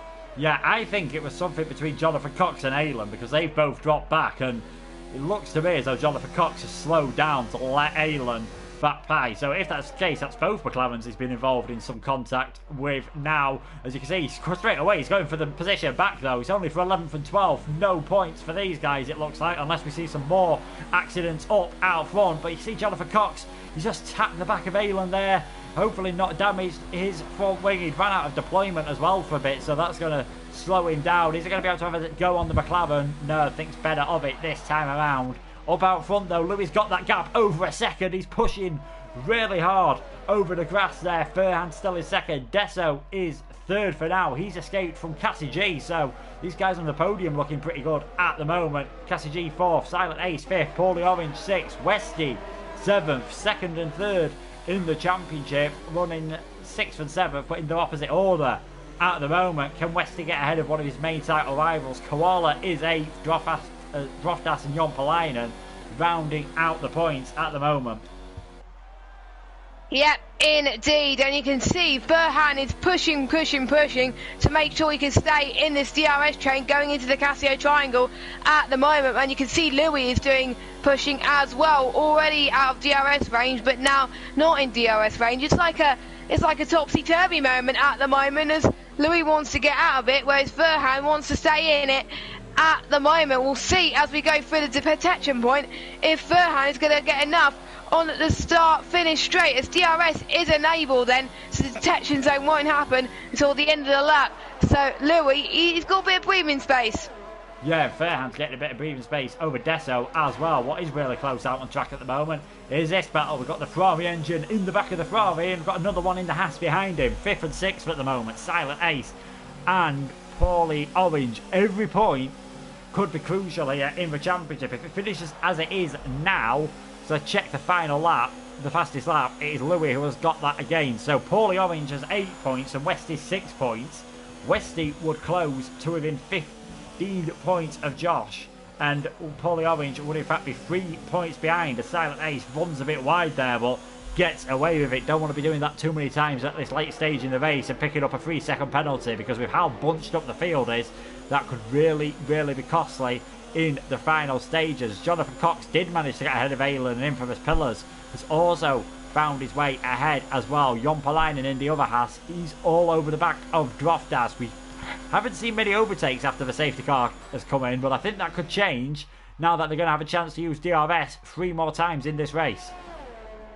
Yeah, a few more laps to do it, of course. I think Paulie Orange is getting a good run towards Silent Ace, towards 130R as well. This could work wonders, that Paulie Orange could gain quite a bit on Westy in the championship, even if it's just by a little bit as well. Silent Ace also on the back of Cassie G. This is going to be quite a bit of a DRS training. Yes, Verhan did not get DRS on Louis, 1.6 seconds. Louis did what he needed to do, and it's probably going to be an easy fight for him now, but let's watch the battle for potential 4th place in this race. It's going to be really tough for Paulie Orange just to get past these lot, but judging by the way he's driving, Paulie Orange is definitely faster. Yeah, he's looked pretty good. I'd said before that safety car period, he was looking pretty good for a podium, but in 6th at the moment, can he make his way up anymore? He's going to have to be creative, because Silent Ace is also going to have DRS, as Paulie Orange really cuts over the curb there at the first Digna. That's definitely going to be a warning. I'd be surprised if it's not, but he's in 6th at the moment. Fairhand not having DRS ahead of Desso could make it interesting between these. They've got clear of that battle for 4th place, and they're just in their own race now for the final 2 and a bit laps. Desso, the only race he's finished so far this season, he managed to get in 2nd place. Is he going to repeat that feat tonight? He's only going to have 2 and a bit laps to change anything.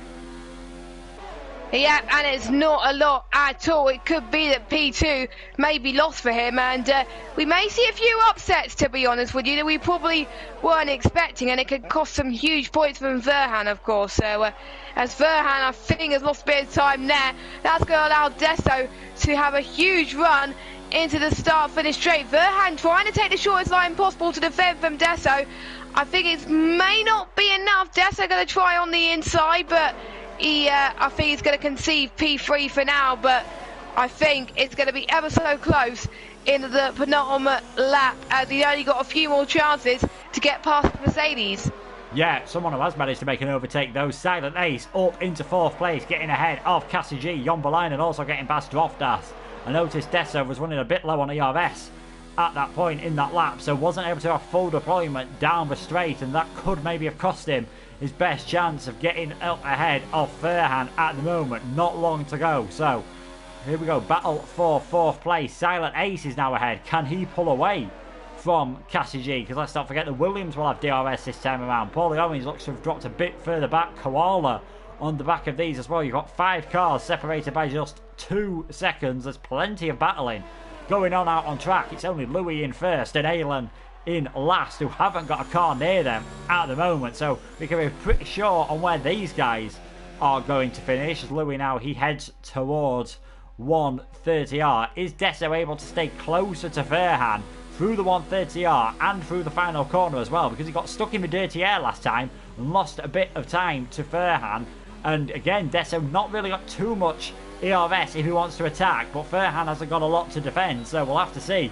It looks about a similar situation to the last time as they go on to the final lap here, and I think Desso is going to be too far back as Westy, he's been passed by Koala as he was trying to attack Paulie Orange. Paulie Orange, they've all got the DRS open here. Red Bull and Haas side by side. Who's going to come out ahead? Cameramango not really helping us there. It's Koala who is in 6th. Paulie Orange is now in 7th. It looks as though he's going to be attacking to move up the field, and he has dropped back. Koala gaining 2 places near the end of that lap.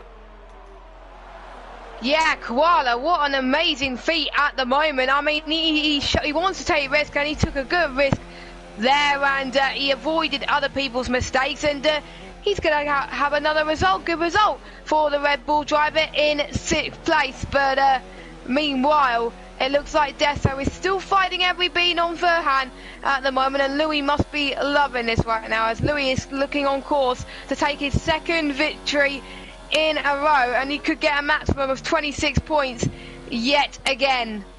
Yeah, I'm sure we're pretty happy with how his race has gone in the post-race interviews. I think we're pretty certain who's going to be in them, but which order is it going to be between Furhan and Desso? Furhan again, he's looking pretty good at the moment, because I don't think Desso, he's run out of ERS deployment, so that could well end this battle. The Racing Point not able to have a lunge of a chicane. The Mercedes has gone deep, but I think he'll get away with it. Louis doesn't have to worry about that though. He takes the victory here in round 17. It's Furhan crossing the line 2nd. Louis had a penalty in the end, so he's won by less than a second. Furhan 2nd, Desso 3rd. Silent Ace crossed the line 4th, drops down to 6th. So it's Cassie G, Koala, Silent Ace, Paulie Orange, Westy, Jompalainen and Droftas, the points scorers. But in the end, another great performance by Louis, and I think he'll be pretty happy that Furhan was having to concentrate on defending from Desso there, because with that penalty, he's won by 0.9 of a second. I wonder where he got that penalty. So I did not see it pop up on my screen. That was, again, another weird situation. He might have got it on the final lap. You never know. So that was close, because if Furhan was not defending, Furhan would have won that. But again, another victory for Louis. We'll get to speak to him in the pre-race interviews, but I think the start of the show really as well has got to be the Racing Point driver. Up pretty much 14 places from his starting position. Amazing feat. He was struggling in qualifying, and I think he does well when he qualifies lower down the field, because he always seems to get good results that way. Yeah, I think he had a tiny bit of luck with the safety car, I think, forcing a few of the others to pit, but you make your own luck sometimes, and he's definitely benefited and got another podium here. A great result for him in the Racing Point. But yeah, you see Louis, another lights to flag victory with a fastest lap. Furhan, another 2nd position. Desso 3rd. Cassie G in 4th. Koala 5th. Silent Ace, that penalty costing him 2 places there in 6th, but still a good recovery from 14th. Paulie Orange 7th. Westy in 8th. So they've both gained on Josh, but not by as much as they would have hoped. Jompalainen and Droftas, the final point scorers. Jonathan Cox had a bit of an incident-packed race there in 11th. Infamous Pillars 12th. Aylan 13th. Pat, Loney, Vexham and Hibilu were the retirements. Yeah, a bit of a shame now. Unfortunately, Pat was hoping to have a good debut here tonight, but unfortunately the spin and the incident he had at that point cost him a little bit there. But yeah, what a great race actually. The safety car definitely changed.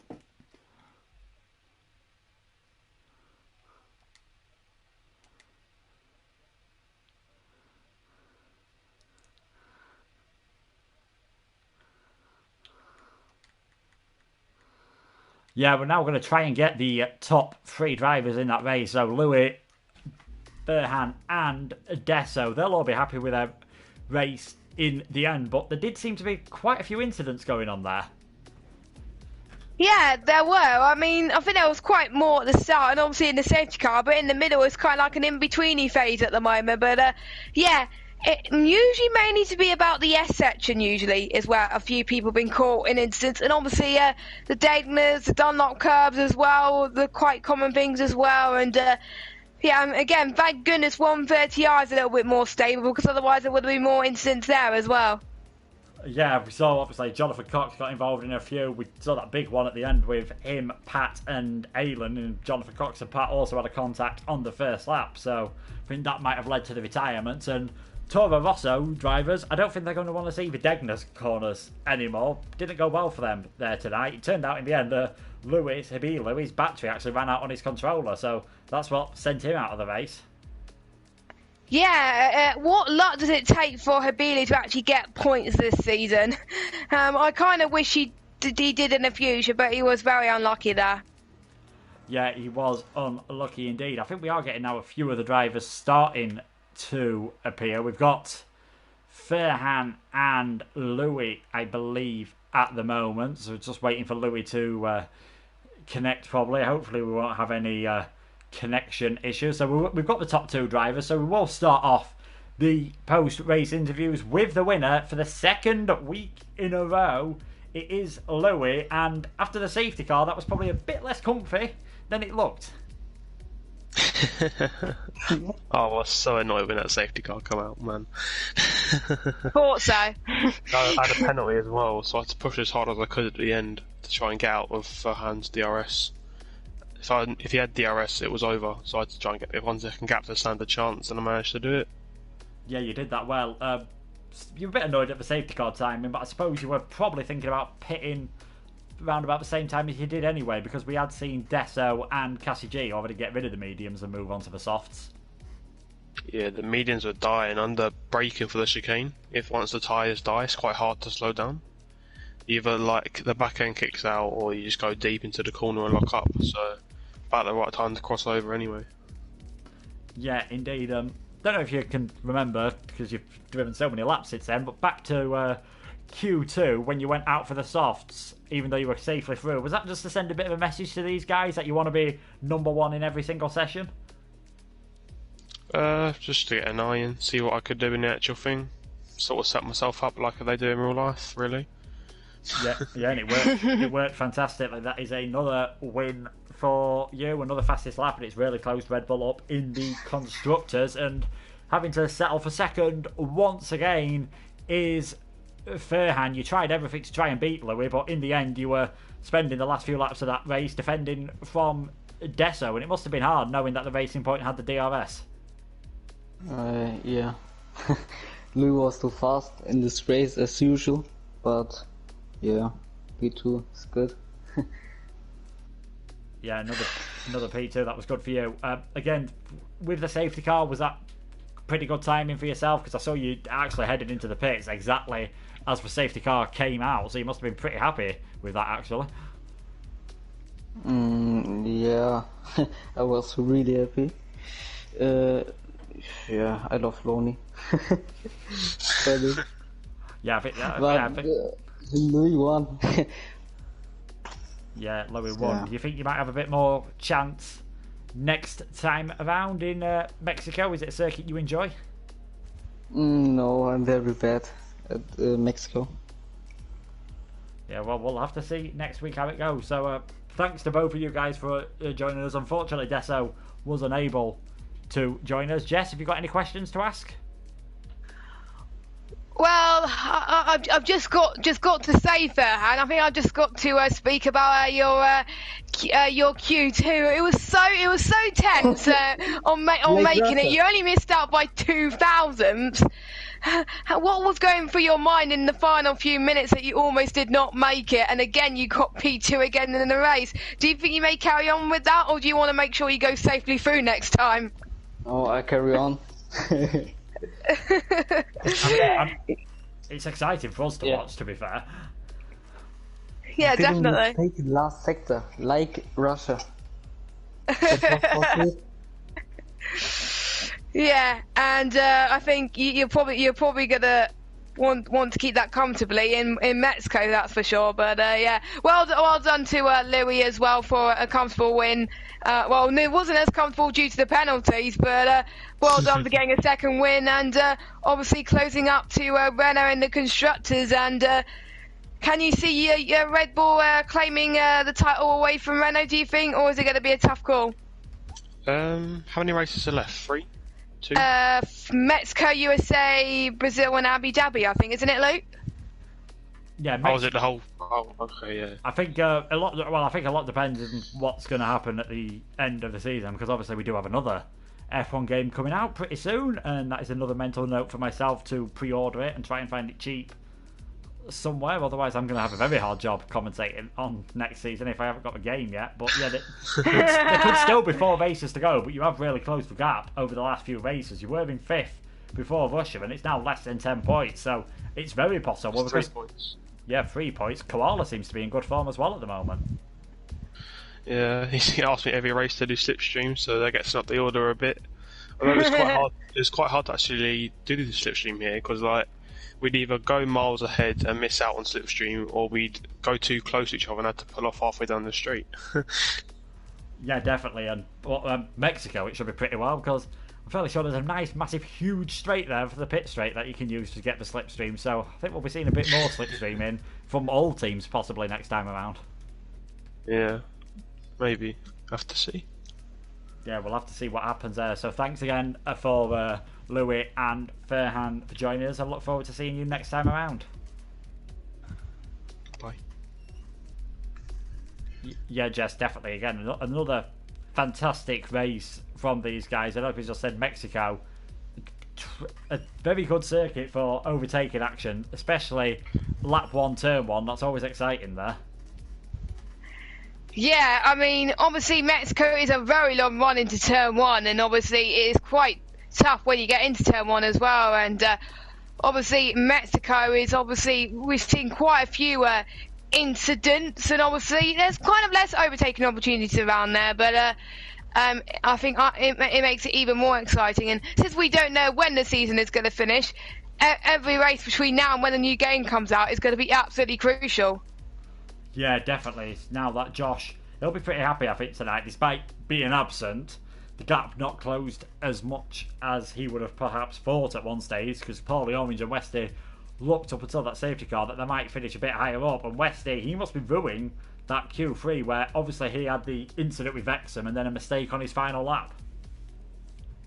Yeah, I think Westy's got a lot of work to do now if he wants to try and close into Josh in these final few races, because if he messes up like he did again, then that's it, and he's out of championship contention, and that'll be Josh's title to gain, really. But imagine what Louis would have done if Louis joined midway through the season, but we will never know. But it's really down to potentially the top 3. Maybe Droftas could get a little bit of surprise there, but yeah, it's mainly down to the top 3 now in the Drivers' Championship. Let's just see if any of these guys could do well, and hopefully Paulie Orange could once again get some more points potentially. We'll have to wait and see. Yeah, we'll have to see, and where you can find out where all the action is happening, same time, same place next week for round 18 of the FOR Championship, the Mexican Grand Prix. Thanks to Jess for commentating alongside me again. Thanks also to our sponsors, Mixed Energy and Player One Coffee. You can check them out in the description below. And thanks also to all you guys for watching at home. And we hope to see you again next time around. Good night.